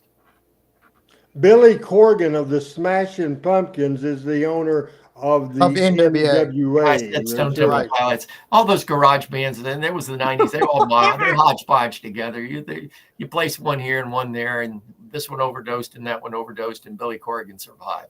I think Billy Corgan's got some decent talent. I've actually seen one of his shows on Arena TV or something on my Samsung, and I think there's some talent there. And I think if they got more exposure, they might be a third company that could really, jump in and compete. And Randy, did I dream this, or is the WWE now running TNA? No, they have a working relationship, but not a ownership in TNA. Last card, and then we have pictures of today. We have a lot of other stuff to do, plus another video. We talk about one of the things that put me on the map. A year later, this son of a gun got me probably the best idea, the best run that I ever got in the wrestling business for sure. And this is something I'm really proud of. It's the first card that I have in the design section, Adam. It is a newspaper ad from the Louisville Times Journal. It's 4117. And this I saw on Facebook a few weeks ago. And this is the card that didn't exactly cover everything, and there's one thing that we didn't do on this card, but this was the first time in probably 5 years that we ran a newspaper ad. This is a Sunday event, June the 11th at 7:30 at the Louisville Gardens in Louisville, Kentucky, a tribute to the great, fabulous Jackie Fargo, a celebration of USWA Wrestling's 25th anniversary in Louisville. The stars of the 70s, 80s, and 90s reunite for this night to remember. And the card that ended up at the Louisville Garden that particular night, first I think I'll start with some of the legends. Of course, Eddie Marlin was there, and Jerry Jarrett was there, and Thomas Marlin, and so many of the great things. And of course, a big tribute to Louisville wrestling promoter Christine Jarrett, the fabulous Jackie Fargo, again, Jerry Jarrett in the house, Thomas Marlin, and so many more. A great presentation we'll see in a few minutes. The opening match is the worst wrestling event of any match I ever booked in my life, in the history of the world. It's somebody that Handsome Jimmy Valiant brought in from the Carolinas to drive him. He's a smaller guy called Super Mario, and he was a drizzling shits. I mean, bad. And he opened up the night and about killed the town against Gorgeous George III. Then came a U.S. ladies title match, Debbie Combs against Miss Texas. A Smoky Mountain heavyweight championship, Tracy Smothers against Nature Boy Buddy Landell. Brickhouse Brown against the debut of Billy Jack Haynes. A U.S. Tag Team Championship. This was the beginning of the USWA Smoky Mountain Wrestling feud. And man, the best feud I ever booked in my life. It started this night with PG-13, Rock and Roll Express. This stole the show. This is the greatest match of the night, the best reception of the night. Jerry Jarrett was back and was sitting with me in the back area up in the taped off, roped off bleacher section back there. And he hadn't seen PG in 3 years. And he came out there, and after they made their entrance on the stage and came, and he said, "What in the hell did you do with them?" He said, "Those are stars." He was blown away. PG-13 and Rock and Roll Express. Then came a fantastic match. Tommy Rich and Doug Gilbert with Ronnie Gossett against the return here on June the 11th, 1995, of Stan Lane, Steve Kern, the Fabulous Ones. And in this match, man, it's very interesting, but we need to get a pop in Louisville. The mouth of Louisville, Jim Cornette, Rich and Gilbert against the Fabulous Ones. Then came a unified championship match. In that unified championship match, Jerry the King Lawler against Joe LeDuc, and a 10-man best of Louisville match. A 10-man best of Louisville match. Jerry Lawler, Bill Dundee, Joe LeDuc, the top talent on that card in that match. And I wanted to go with a local angle in Memphis the year before. We put Lawler over in Best of Memphis and Best of Louisville because Lawler wasn't there every week. Brian Christopher was, and he was the winner of the Best of Louisville. We shot an angle. Billy Jack came out, switched Tim Hill, busted the trophy over, and the rest was history. Now, we'll watch the video in just a minute, but we'll start with you, Rusty, first. What a loaded night to remember in Louisville, Kentucky, buddy. Oh, man, I got all kinds of questions about this card. I'm just going to start at the top and work my way down. So you mentioned Super Mario. Who was Gorgeous George III? I don't remember that person. Yeah, he was in here in 95 and 96. He was changed his name legally to George Wagner. We had him in here, and when Eddie Gilbert passed away, George was in the territory, and we needed to give Doug some time off. So Gorgeous George III was the partner that we had for Tommy and did a good job. He was a little weird guy, and he also wrestled for WCW a little bit as Will, a little bit on the goofy side, but he was a nice guy. He really was. Any other questions about that card and why you think about it, Adam? Let's put the card back up there for Rusty. Oh yeah. So I love Debbie Combs. She was Cora Combs' daughter, I believe. Isn't that Yes. correct? Right. Right. And Miss Texas was Miss Jackie, who went on to Yes. be in WCW and WWF. And then I realized when I saw the next one, Landale versus Smothers, that must have been a time, Randy, when you were working with Jim Cornette, in a working agreement between Smoky Mountain Wrestling when they were still open and Power Pro Wrestling when you were still going too.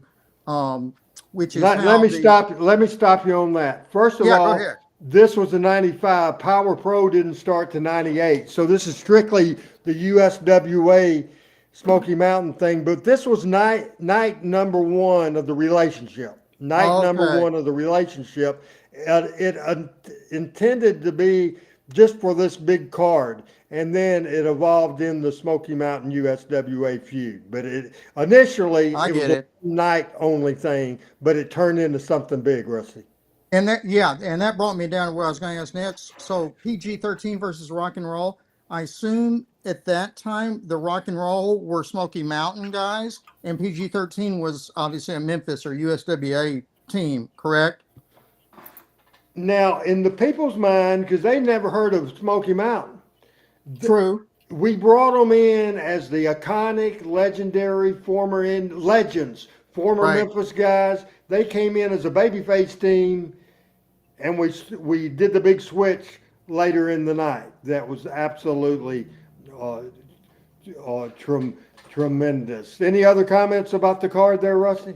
I remembered when the Fabs had Jim Cornette with them for a while on Memphis TV, and they were pretty good together. I thought Stan and Steve worked pretty well with Jim Cornette as a manager. They both could talk pretty well, but just adding Jim to it made it even better. I remember the time Jim Cornette said something about wanting to beat up Jackie Fargo, and Steve jumped on him and said, "No, we're not going to do that, Cornette. We're not going to jump on back Jackie Fargo." And Cornette was so good. Right. He said, Stan, go talk to him backstage. Get him on." He was so He was good. panicking, no doubt Oh about God, it. that was so funny. So I thought the Fabs worked pretty good with Jim Cornette. I wish that had lasted a little longer.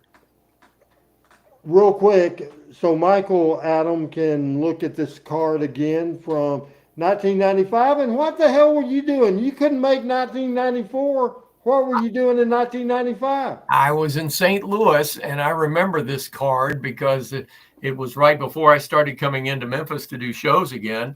And I remember this card, and it was huge. Johnny Randolph, I think, was there also as one of the people that I don't know if he did some video for you guys or what at that point. But this is, I mean, you talk about Memphis being loaded with Memphis all-stars and Memphis superheroes. The same thing for Louisville. The thing about Louisville, though, is Louisville was a big Jackie Fargo, Jerry Jarrett town. I don't think there was a town when Jerry Jarrett was wrestling that he was more over in and was a top money draw than Louisville, Kentucky. Absolutely. And so it's sort of a unique situation there. But that I'll tell you, this was a Sunday card at the Gardens. But I got to tell you, Louisville Gardens on a Tuesday night would rock and roll. And that was a great place for wrestling. I mean, the one thing the Louisville Gardens gave, I think more so than any other arena in the territory, is you were close, or at least felt closer to the ring. Even if you were upstairs in the dress circle or whatever, there was something about the ambience of the Louisville Gardens and the noise. You could have 50 people there that would sound like 5,000. And the ambience of Louisville Gardens was incredible. They also served beer. Yes. And they were the first. They were the first one in our territory to serve beer. So you can imagine how a hot angle got even hotter with a few brewskis.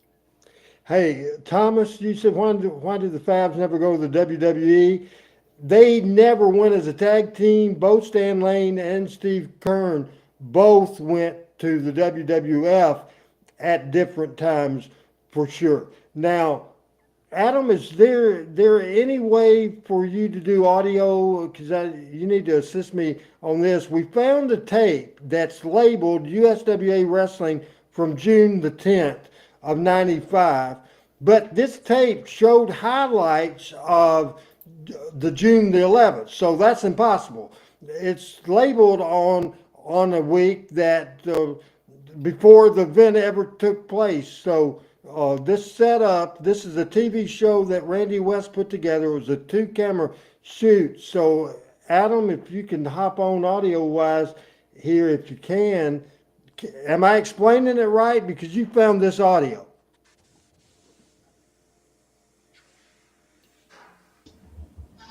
Can you hear me? Yes. So it's a show that is mostly footage of that night, but they do the wraparounds in studio. You can tell they taped it after because there's no crowd. But it was just for this market. And yeah, I think the date is off a week. This was probably the 17th TV that aired in Louisville, would be my guess. Adam, comment to the comment that while you were talking, I was producing. Go ahead and mentioning this, the comment I have on screen. Yeah, Wolfie there saying the match that shot us to the moon. Thanks, Randy. Yeah, talking about PG-13 and the rock and roll. We've actually had Wolfie on one time with us to give insight into this match as we watched it. And I think one of the funniest sides that I had never noticed was he talks about during the match, Jamie actually got sick, and you don't really see it, but you can kind of see Jamie go out of the ring for a minute and have to come back. Yeah, it was classic. So how are we going to do this video? Are we going to come in and out? How do you want to do this? Yeah, because I don't have a heck of a lot of time to go too much over tonight, but we can try to like skim through it or whatever. Like I say, I think it's neat to get the studio entrance of how they talk about it, and then we can come in and out of it as you want to. So I'll just start it and we can go from there. And if you have to go, just like you had to go help Colin earlier, especially with Warren, with Wolfie watching, you know, as long as I can keep Rusty and Michael here with me, I can get us off the air if I have to.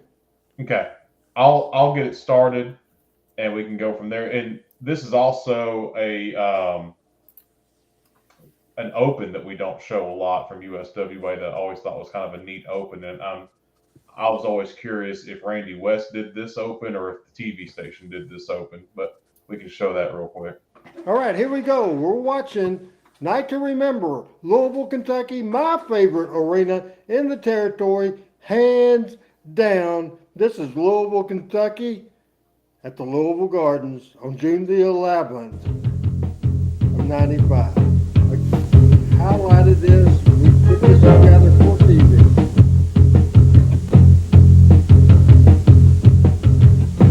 James Ronnie Garvin, Ronnie Guy said I didn't find him. He just popped back up. Original hanger-oner. Hello again, everybody. Lance Russell for Corey Macklin, Dave Brown, and we are ready to go. And I tell you what, Davey, we've said it a lot of times about good shows coming up.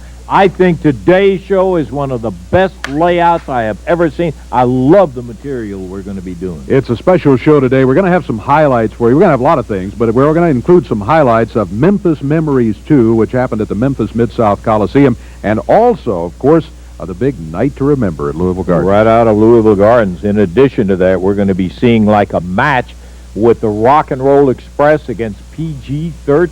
Yeah, a little incident involving handsome Jimmy Valiant and Brandon Baxter. Trying to overlook that one. Well, that's coming up a little bit later on. And also the first woman against woman, hair versus hair match. Yeah, that was Miss Texas going against Uptown Karen. We've got it on videotape for you. And we have got some additional things out of Memphis Memories and Louisville's 25th anniversary of wrestling in the Louisville Gardens.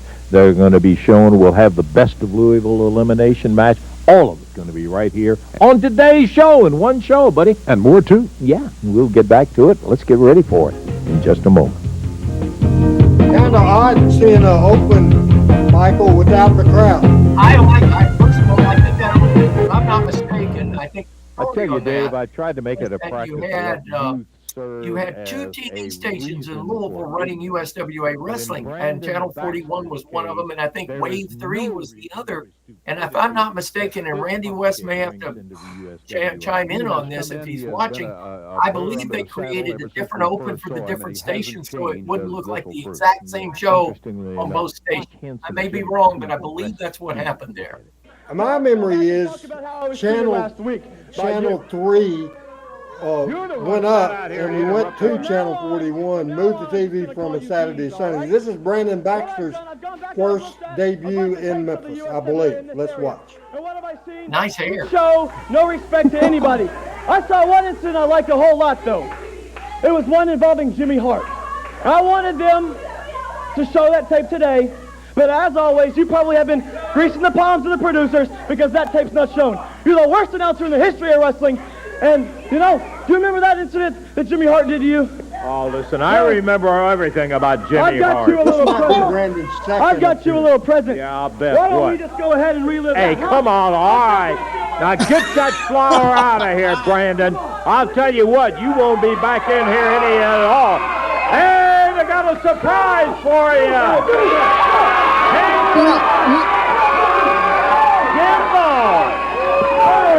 Hey, you pumpkin! You don't come out here and talk to Lancer Dancer! You show Lance Russell respect! Do you understand? Hey, people! Hey! I'll show you! Look at here,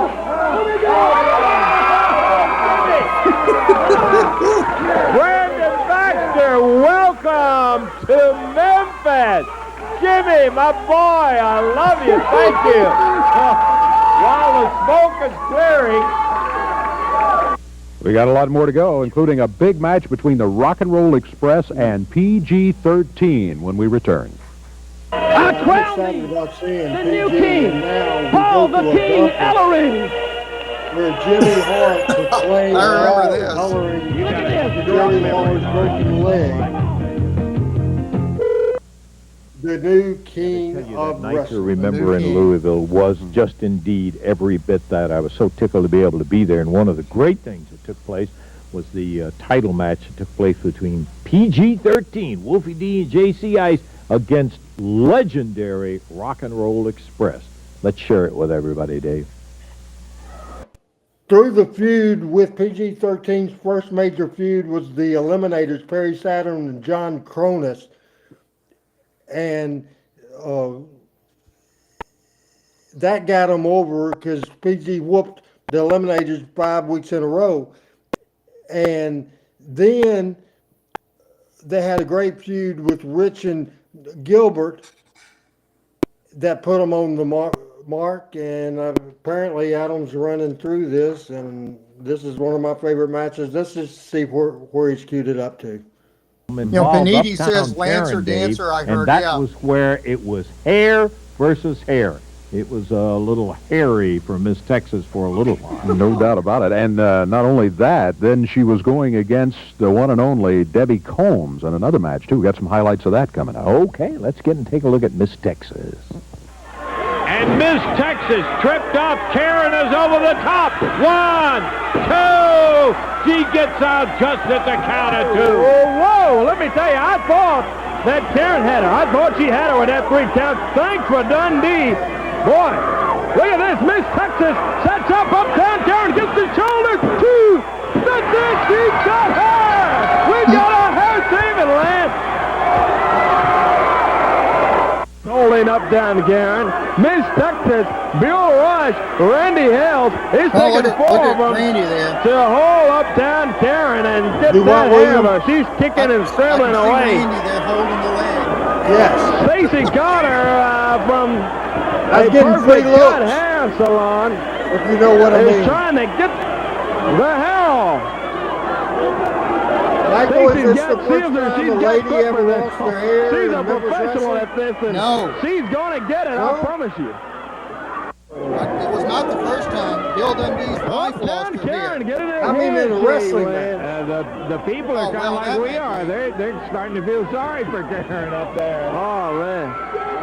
It's all gone, and Dundee throws it out, and look at that.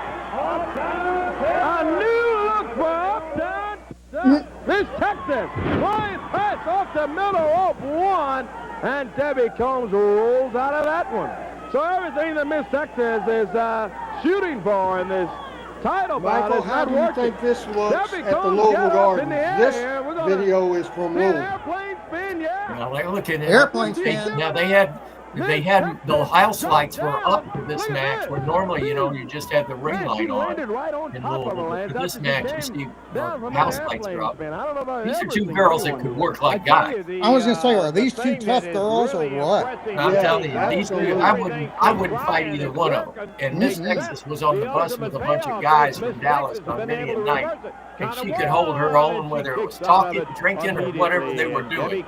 He was, I think, Jackie was fabulous. I think he's one of my most favorite women wrestlers, next to Debbie Combs and her mom, that I ever had an opportunity to work with. Indy Divine was good. She and Debbie formed the Hector tag team during that era as well. From the Louisville Gardens. Frank is asking how much is Karen paid for the hair match. I'm just guessing. Normally you go around $1,000. I would say probably $750. Frank says Miss Texas was a tough old bird, and absolutely she is. I love the Louisville Gardens. How much time did you spend at the Gardens, Michael? Only when Randy West would have me come up occasionally. I didn't do a lot of matches.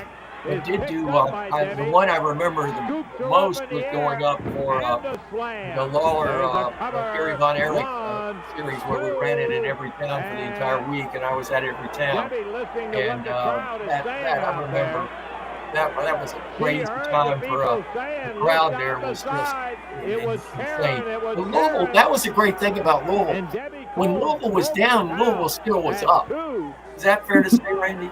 Yeah, more than fair. Here comes Miss Texas. She sees her, grabs her, throws her into the ring. Debbie Combs grabs her. Miss Texas, they're working as a tag team. Now, Randy, was Uptown Karen, was that the same Karen that did the angle with Scott Bowden? Did several angles with different people, but yes, she eventually married as a shoot downtown Bruno, Michael. Yeah, right, that's what I was thinking. Right, she married Bruno. I forgot about that. Boy, old Bruno's made a great thing for himself. He is very well respected in Walls, Mississippi. The weekend with more Memphis Absolutely, memories as a city council member. And I tell you what, in going around, I'll be darned. I didn't know Walls, that. Mississippi, yes. We saw a lot of people from around the USWA territory that made trips to the city, and sometimes made trips to both cities in order to see it. Very special weekend. Very loyal fans. Thanks very much. We hope everyone enjoyed it as much as we did. It was a great weekend. And why don't we take a look at some of the exceptional highlights out of a very special weekend. You couldn't have a Memphis Wrestling Hall of Fame without the often imitated, We played this last several weeks. I can watch it a million times. The fabulous Jackie Fargo.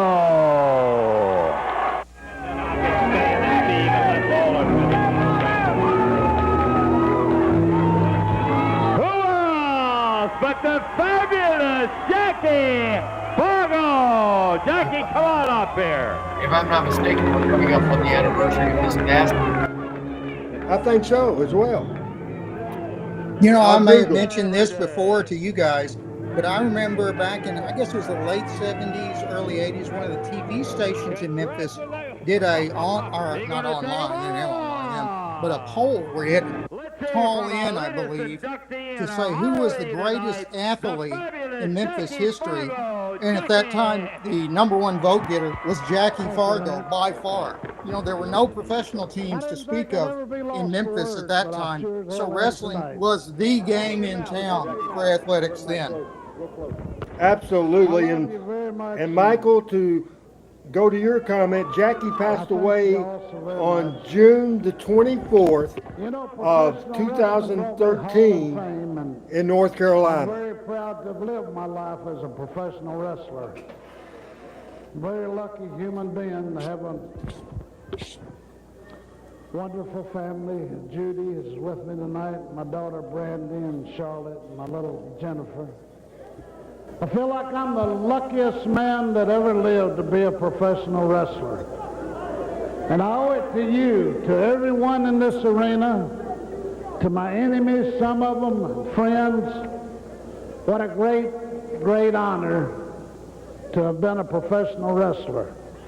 I'll never forget you because I'm not made that way. I'll always love you and thank you. And all my friends, I look around, I better get out of here. I'm fixing to cry. I love you very much and God bless you. One last strut for the fans of Memphis, Tennessee.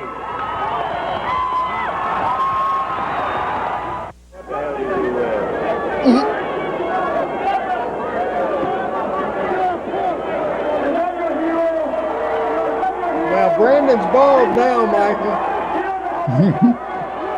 Damn good morning guy, too. Good morning. Yes. This is the angle we shot at the Mid-South Coliseum. Now, the heels, I don't know if you know this, Michael, if I told you this, we brought Brandon in 2 weeks after his high school graduation. So I was just doing with him stuff to get him noticed by the people and putting him in with Lawler, with Valiant, with everything. And so we'd have him just get his ass picked and do things with the stars. And Tommy Rich and Doug Gilbert and a lot of the guys told Brandon I was killing him off. Here he is in 2025, the hottest media personality and once again in the state of Arkansas. I think I did right with him, don't you, Michael? I think you were right on the money with him. And he could talk. He had the talk and he had the look. So. The only thing that ever held him back from being a big talent is, leaning down with everything he can. the only reason I'm not a professional baseball player is physique. Oh, no, I'm seeing what he's got over here. Brandon had it all after that, though. Out. You should see him now. He had it all plus the hair. Yes. As they're going to tar and feather Jimmy. What kind of lousy deal is this? Well, that's what I told Brandon. I said, yes, they've got to you. Dumping the feathers all over. How can you ask for any more? Oh, you tarred and feathered Jimmy Valiant, for Christ's sake. And here comes the King, Jerry Lawler. Tommy Rich slips out of here. He picks up the pike. Dundee right behind him. Gilbert and Rich. Now this, using the song Memories, this is at the Louisville Gardens box office. This was just a tremendous night as we're muting the audio for copyright issues. As you see the people, that's Jim White, that's Sarah Lee, that's Cora Combs, and again, we did the same sort of thing, Michael. We did the year before. This is Dean Hill talking to the fans. Yeah, a lot of the O's, a lot of the... I'm a Louisville police officer and bringing it. Oh, wow. I like the Fab. I like the Fab, and of course I like Jim White here. What about you, young man? Who's your favorite? Jackie Fargo and everybody. Well, ladies, you're getting all the autographs you're hoping to get. No, Who's your favorite wrestler? They all came up with different names. Stan Lane, PG Fargo, Jackie Fargo. Stan Lane. Stan Lane. The Fabs are winning out here. Great wrestling history in Louisville. It's not hard to come up. You have right here the first Staffel match, which turned out to be one of the great trendsetters. It was something else in Louisville Gardens. You've had many other great matches, and you still got some to come right here tonight. I want to say thank you for helping us to make us see this a night to remember. So if you're ready, I'm ready. Let's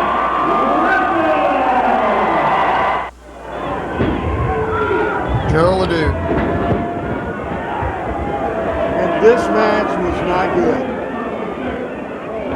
Lawler did all he could do, but Joe... I was going to say, Joe was never that great a worker. Do what? Joe was never that great a worker in the ring. I mean, it was a good interview because he was so intense, and he had a good look, but rolling across the ring, he couldn't do all that much in the ring. Hammered Lawler, choked him with it. Now he's just got a chokehold. People in Memphis remember Joe LeDuc for the Saturday morning he came on TV with his axe and then sliced his arm open on live TV, and they had the blood. And I remember it must have been Jerry Jarrett made him cut away from the blood after like a second and a half or something. It wouldn't show the blood for very long on live TV. I remember Joe LeDuc also wrestling with a tank top or a tank strap on, and this is not really a very nice thing for Joe LeDuc because he tank top sort of held the fact Joe looked better in the late 70s. When the King pulls that strap down, I hadn't wrestled in years. I forgot. Bo asked me this, how did I get Joe LeDuc? I don't remember. Being made. This happened in 1995. I normally have good memories. I certainly don't of that, and so that was one of the feature matches, Joe LeDuc and Jerry Lawler at the Louisville Gardens in Louisville, Kentucky. So the Saturday night, we did the wrestling card at the Mid-South Coliseum in Memphis. We had the Best of Memphis Tag Team Tournament. Then the next night, we went to Louisville for a night to remember. Okay, we're going to take time out here, and we're going to be back to take a look at a match. That was interesting, Randy. In fact, I guess Michael made this point. Louisville and Memphis were two cities in the same promotion. They had the same TV. They had more or less the same guys, but they were a different feel. Memphis did not, and Louisville did not feel like they were the same. In Memphis, Lawler was untouchable, but not so in Louisville, which I always thought was fascinating. In more ways than one, for the past and for this match, which involved a lot of folks. Yes, and some of them were what we call segue folks. They went from the past to the present, and we right now are going to take a look at some of the highlights. This was a dandy. Precedes a big right hand with Rich turning Christopher around. Pounds him into the turnbuckle. Hey, Adam, if we can, because Michael's going to have to go, let's do a last take. Michael St. John, if we can pause this video. Yeah, I'm going to need to go pretty quick, too. On the ropes, and referee Frank Morrell says no. This is too good of a show. I hate to leave. I know. I apologize. This is fabulous. Unfortunately, I have a date with a morning show tomorrow, and it's live, local, and fun because my morning show is out for the next 3 days. But I got to tell you, this Randy, you started out the show and saying that you sucked last week, and I disagreed with you. If you did, which I don't think you did, you certainly made up for it tonight with one hell of a show. And Adam, good gosh, how could this all come together without you two? You talk about a all-American tag team. I think we're witnessing it right here behind the scenes with Adam, in front of the camera with Randy. Loved every moment of this, man. I'm like sitting there, I looked at the clock and went, heck, it's after 9. I got to go. Jeez, I hate to do this. I feel so bad. I really do. Oh, I know. I'm revved up now. But I know exactly like Michael. I could get up in the morning. That's fine. That is fine at all. I had warned you guys on the notes that this, because I knew this show was loaded. And by the way, I ain't going to suck 2 weeks in a row. That's just not going to happen, by God. And that's why I listen to the show. So real quick, last take for Rusty. Oh, man, what a great combination of cards. So many terrific guys there. And I think I will reiterate what I said about Memphis versus Louisville. They're really the same promotion. The same bookers, the same wrestlers for the most part, even had the same TV show, but yet they felt different. It was not the same live performance every week, even though, they were one day after each other. Memphis was Monday, Louisville was Tuesday every week, which I always thought was fascinating, how it could be so different. Lawler was untouchable in Memphis. He was the absolute star. But that was not so much the case in Louisville, which I didn't realize at the time, because I was only in Memphis. But I came to realize later on when I started looking at some of the tapes and so forth and promos from Louisville. So it really is fascinating, has been fascinating to me to see how different they were. Last take, Michael St. John. Well, first of all, I missed last week's show, and I apologize for missing it. And then I come back tonight, and my gosh, it just, you blew it out of the water, Randy. I mean, my last take is I'm so blessed, just so blessed to be a part of this. And for what Randy does, and I know the folks watching, if you don't have the appreciation that we have for Randy, you need to get it. You need to dig down deep and find it, because what was being put on this show is a work of love. Nobody's getting paid for this, folks. There's not a paywall or anything like that.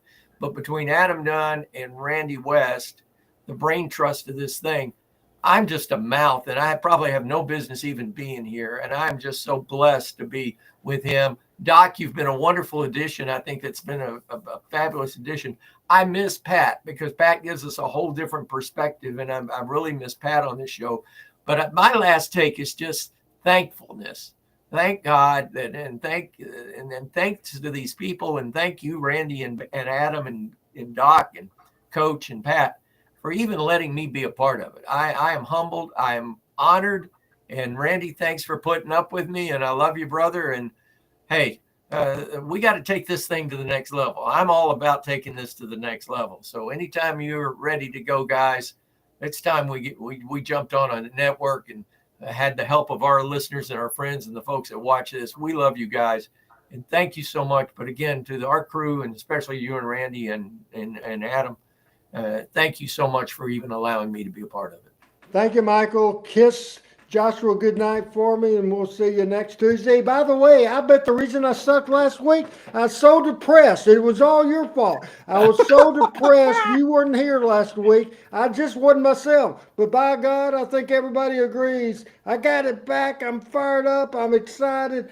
And thank you, Michael. And as we're watching Brian Christopher win the Best of Louisville match and being attacked and busted open by that trophy in the Louisville Gardens. Thank you, Michael. Love you guys. Thank you so much. Good night. Rusty, thanks for joining us tonight. Have a good night. Tell Beth I said hello. And you guys have a wonderful, wonderful, wonderful anniversary this weekend. And have fun in New Orleans. Great. Thank you, Randy. All right, we'll see you next time. As right now, we'll go back to the end of this terrible attack by Bill Jack Haynes, and now Bill Dundee out with Jerry Lawler helping Brian Christopher, and he's in bad shape there, as I believe. You didn't leave too much doubt. When he's happy, listen to Lance and Dave. When he's unhappy, it's on his sleeve. That's exactly right. And I tell you what, he is some kind of wrestler. There's absolutely no doubt about it. He is one of those people. We were talking about segues just a couple of minutes ago. He's one of those people, star of the present, star of the future. Mm-hmm. Let's take a listen to Brian right now. It's been a long, long night. We're in the Louisville Gardens dressing room. Congratulations for winning the Best of Louisville. But with Billy Jack Haynes, after that match, when they presented you with the trophy. Here's a young RH with black hair. Yeah, it was a bad situation. It was a night to remember right here in Louisville, Kentucky, and it's a night that I will remember for a long, long time. It was the Best of Louisville match. The Best of Louisville meant all the big names from the past. Everybody that's wrestled there in Louisville came back for one big match to crown the Best of Louisville. And I was in that match, and I wanted to win that more than anything, because I love Louisville, Kentucky, and I wanted to prove that I was the best that had wrestled there, and I won the match. And then they gave me the trophy. But then, that's when Billy Jack Haynes, the new boy in town, the big bag tough guy, he comes down there and he takes that trophy that I worked so hard to get. He takes that trophy by jumping me from behind and busting it up and then busting my head. Well, Billy Jack Haynes, if you're coming in here trying to intimidate somebody or get my attention, well, you've got it, my friend. You've got my attention, but I don't think you want it. Everybody there in Louisville knows what Brian Christopher is about. They know what Brian Christopher can do. And I don't think I would want to be in your shoes, Billy Jack Haynes, because now you've got me mad. You got me mad with busting me open right there in front of thousands of people. But the way you did it from behind, well, now it's going to be me and you. Me and you one-on-one with me looking you in the face. You're not going to jump me from behind now. Billy Jack, I know you've heard it before. Paybacks are hell. But believe me, you'd rather be in hell than the payback you're going to receive for doing this to me. From the back, we're coming out here with the king, now not only the king, but the world champion. In the air. I tell you, Brother Dave, I could do this every week. Well, you couldn't do it every week because, I mean, history-making events like that just don't take place every single week. No, but it sure is great to get them all together every now and then, take a look at them. Great for the fans. Speaking of the fans, thank you very much for your support for this past weekend, for the past years, and we hope in the years ahead. Yeah, we really appreciate that, and I want to say a special hi to all of those folks that traveled around to see the best of the more Memphis memories in a night to remember in Louisville. Thank you for being dedicated, all of you out there. David, we got to get out of here. Son of a gun, we're going to be back with it next week. Be looking to having Corey back here next week, and until we see you at that time, for Dave Brown, Lance Russell saying bye-bye, everybody. All right, Randy Hales talking Memphis wrestling. We had Michael have to go. We had William had to go. We're going a little over time on this show, and we are going to also have Adam have to go, so I am going to get us off the air, but we're going to go back on April or on June the 11th of the year 1995, the night to remember in Louisville, Kentucky. This is the match that put, as Whoopi said, watching this show earlier today. Adam, thanks for being with us, and you got to go do what you got to do, and we'll watch the Rock and Roll Express PG-13 from the Louisville Gardens, and we'll let Corey, Dean, and Lance tell the story of this match, then I'll do a thing. Thank you, everybody. Hey, Bill.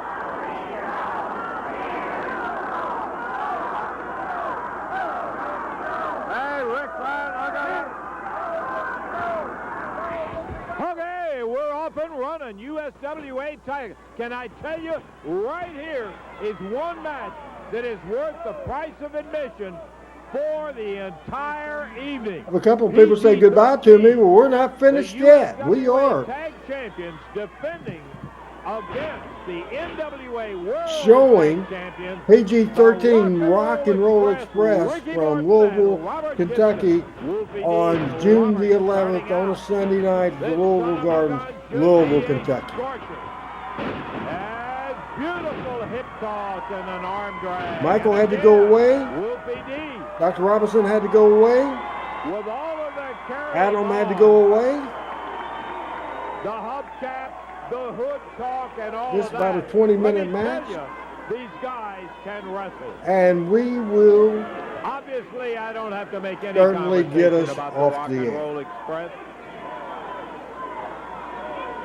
They have established themselves by holding titles for most of the time they have been in professional wrestling. Some people say, well, they're in the twilight. Get out of here. These guys are still just kids. Over the top and down, Robert Gibson. Hammers Wolfie D hard on the mat. I think the one thing that is most often said by people who step in the ring and look at PG-13 is, well, these guys are too little. What are they doing in a men's sport? Dean Hill, the Louisville announcer, sitting here with us. Dean, you know, we were just commenting about most people when they see PG-13, they make the mistake of saying little team. Have you heard that? And then they get in there and find out about it. Well, you hear it quite often, Lance.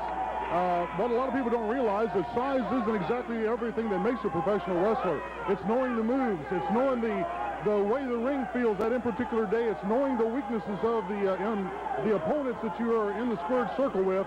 PG-13 has had a lot of very large professional wrestlers that have come in here thinking that they're just going to run roughshod over them, and they've left with a great deal of respect for Wolfie D and the Iceman.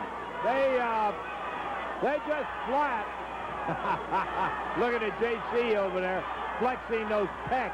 Now, this is not Mr. America exactly, but brother, I'll tell you, when it comes to heart, the big word that goes with PG-13 is determination. I've never seen a more determined pair. There is a little professional jealousy working both ways. Ricky Morton reached up, and he slapped the taste right out of J.C. Ice's mouth. And believe me, J.C. takes that from no man. But he's in there with a pretty good one, as Ricky on a standing side headlock just had the little edge on him and holding on to it tight. Corey, this is going to be a goodie for it's over, buddy. Oh, I promise you it will, my friend. This is going to be a humdinger. J.C.I.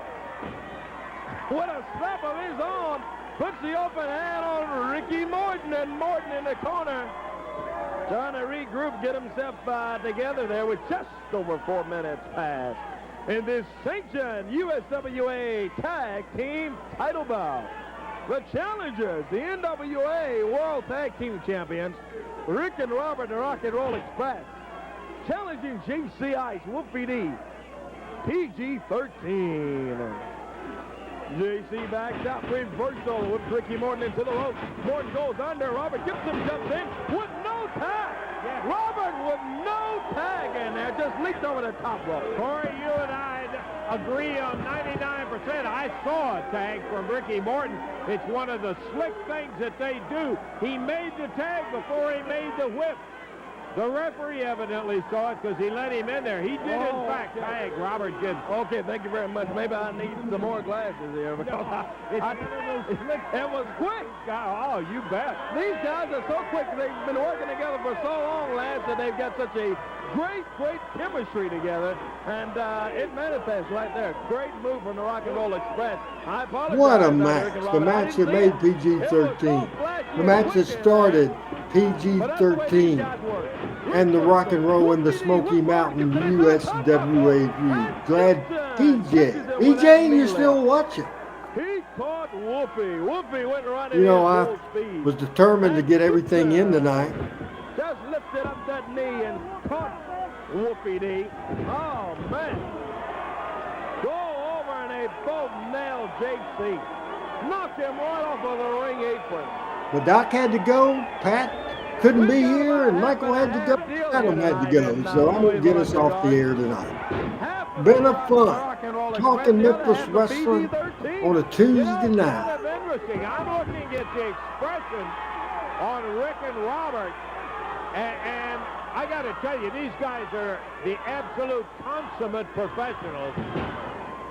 Ricky Morton and Robert Gibson. But I'm looking at the expression on their face. And now, PJ, it was Corey Macklin, and the third member of the team was the ring announcer in Louisville. Player became the TV commentator for Ohio Valley Wrestling for Danny Davis and Jim Cornette. His name's Dean Hill. Hammered him and then slammed his head into JC's knee. A double whip, and Ricky Morton doubled over. And he was buried into the mat. Oh! And Ricky kicks out, heads for the ring. Look at him go to some of the long-time people that support this show are on. Did you guys notice there was about 3 or 4 different pricks that were writing smart-ass comments earlier in the show? I ended up blocking 2 or 3 of them. Did you guys see them or hear them? They were idiots. You didn't hear them, but I mean, you could read their comment. I think as much as anything, Ricky Morton was a little embarrassed to be popped around by PG the way he did, and he wanted to turn it over to Robert, but the referee says, no way, get the legal man back in here, and here he comes. Yeah, and one of my favorite memories of this match that I knew that people would explode. but standing in the back with Jerry Jarrett up in the bleachers, up in the risers, and he said, Eddie says that you got PG-13 on, people love him. I said, yes. He said, you think you'll kill them off by working with other baby faces? And I said, no, I don't. He said, what's the finish? I said, watch. He said, you are putting the rock and roll over, aren't you? I said, watch. Wouldn't tell him, because I wanted him to be surprised. And they just met him with a foot stuck out, buried him down on the mat. And then Wolfie D's dad has some wrestling experience. Thomas is saying, hey, the PJs, where's Brady? Just a professional wrestler. Talking Memphis Wrestling, the Power Hour, and the Randy Hill Show. Wolfie D's dad is probably a little larger of any of them. And he is a big guy. Yeah, he is a big fella. It was a great night in Louisville, because I remember riding in a van with Wolfie, Frank Morrell, myself, and Gypsy Joe. A lot of wacky-backy going on in that vehicle on the way home, I can guarantee you. Rick Martin hammered him, took one, and exchanged with J.C. Ice. Appreciate everybody staying up a little late. I know probably the only person that is early in the day is PJ. And J.C. Ice down hard on his face. Appreciate everybody watching, and I hope you enjoyed talking Memphis Wrestling tonight. And it's turned out to be everything we thought it was going to. Ricky Morton going over to pick J.C. Ice up. We've passed the 10-minute mark. There's a whip into the rope. Sunset flip. But the referee over with Robert and Andrea, who is the newest addition, a lovely addition. I'm assuming you're talking about no more, why we're not doing a Hall of Fame show. If that's your question, the reason we're not doing it is expensive to do those sort of shows, and it's very time consuming, and it's just not financial doable this year, and I just don't have the time. It's very time consuming. It takes me away from making a living. Jumps inside the ring, that's a mistake. Referee distracted, watch what the rock and roll will do. Double suplexes, they stand him on his head, drop him down on the mat, and Robert Gibson smiling about their activity. Loving every bit of it. Robert Gibson, one half of the NWA World Tag Team Champions, backs up JC. Whips him in, ice, baby, goes under. Oh! Going for that flying press, and he missed everything. Robert stopped. And now look over on the other side of the ring, Ricky Morton holding up JC, while Andrea, the new addition to the Rock and Roll Express, puts her 2 cents in the thing. That's more insult than injury. He's been hit a whole lot harder already tonight than Andrea will ever hit him. Yeah, well, being slapped by that beautiful lady Andrea puts a lot of insult. You're exactly right, Lance. And Andrea, she is smiling and grinning. She's loving it. Ricky Morton, Robert Gibson. Make sure everybody return next week, next Tuesday night. And we'll come up with some good stuff. I usually start working Thursday or Friday looking for the cards of the week and the pictures of the week. And we didn't get to the pictures of the week this week. It can be a tough task. That's why they're doing all that they can do. They're pulling every kind of stunt that they can to be sure that they can get these 2 young punks, as they said in here earlier, to lose this battle. Well, they, I can fully understand that when you've been the top dog for a long time. Brandon asks, is there something you plan on doing again, though? Is it something you plan on doing again? Really enjoyed the last one. Yes, absolutely. I'm not, it's just such a big project. Everybody doesn't really have any idea of, it was probably a half a year in planning. And, you know, it was worthwhile, but a lot of work, and I think you can burn out your audience. The next one will probably take place, make it a little easier than doing it away in Jackson, Tennessee. That worked out, but the next time we do a Hall of Fame will probably be in Jonesboro, my hometown, where I have connections with media and with buildings and venues and that sort of thing. Probably do it in Jonesboro. So that's the plan. USWA titles of the Rock and Roll are not at issue here. There's a whip. Look at JC go under. Yes! Now the last time they caught him with a foot before he could ever reach him. Hey Brandon, where you live? He was too quick, got there and put them both down on the mat. Great move, PG-13. Wolfie hanging out. Watching the June 11th night to remember. Louisville, Kentucky, PG-13 Rock and Roll Express, and here we go. Hot tag, here comes Wolfie D. So Brandon, where do you live? To the other. Now we've got all four in. We don't want to see this match disintegrate into a street brawl. Look at Wolfie. 1, 2. And right at the last This is minute. just a hell of a match. I've probably seen this a couple of hundred times, and it's just great.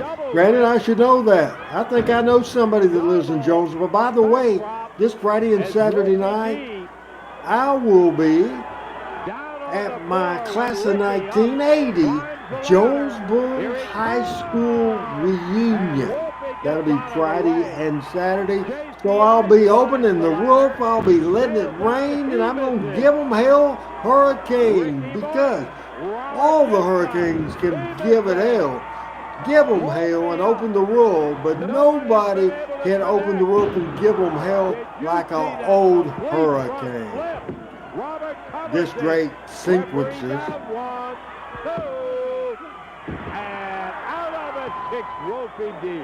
Why did I bring it to the tobacco store? About to say 3 because I thought he had him. What a great, great bout.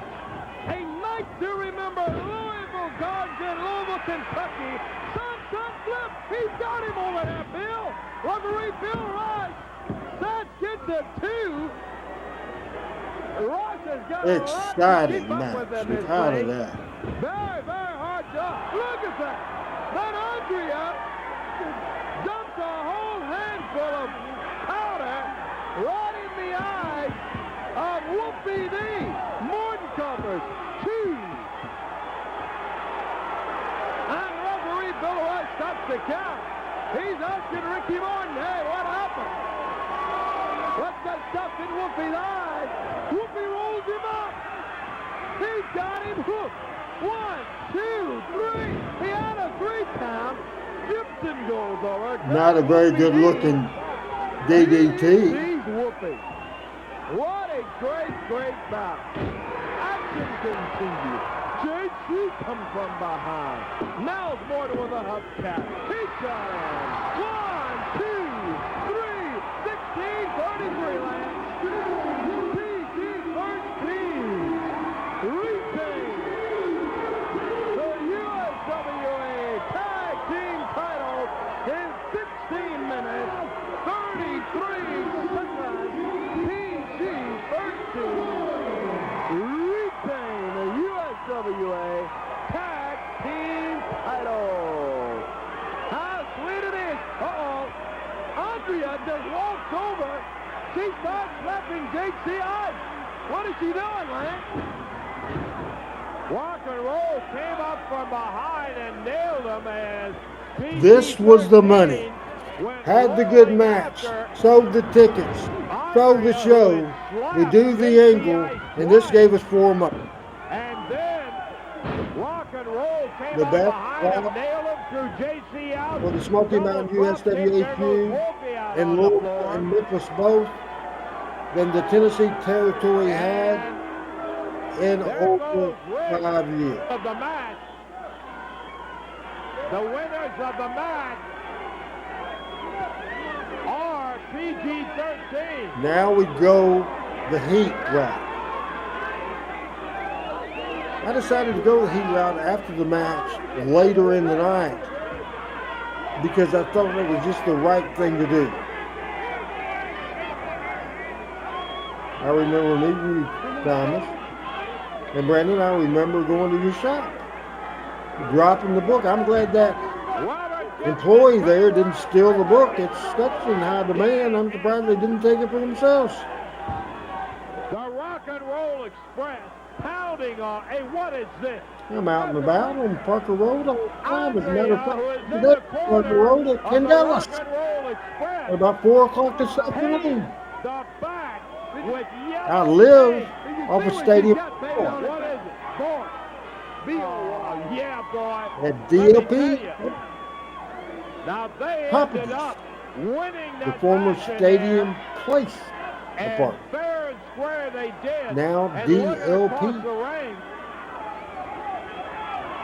And she has the spray paint that Brandon Baxter brought out here with a brand new hubcap trying to entice. I just don't understand what Ricky Martin, Well, we have some comments. When it all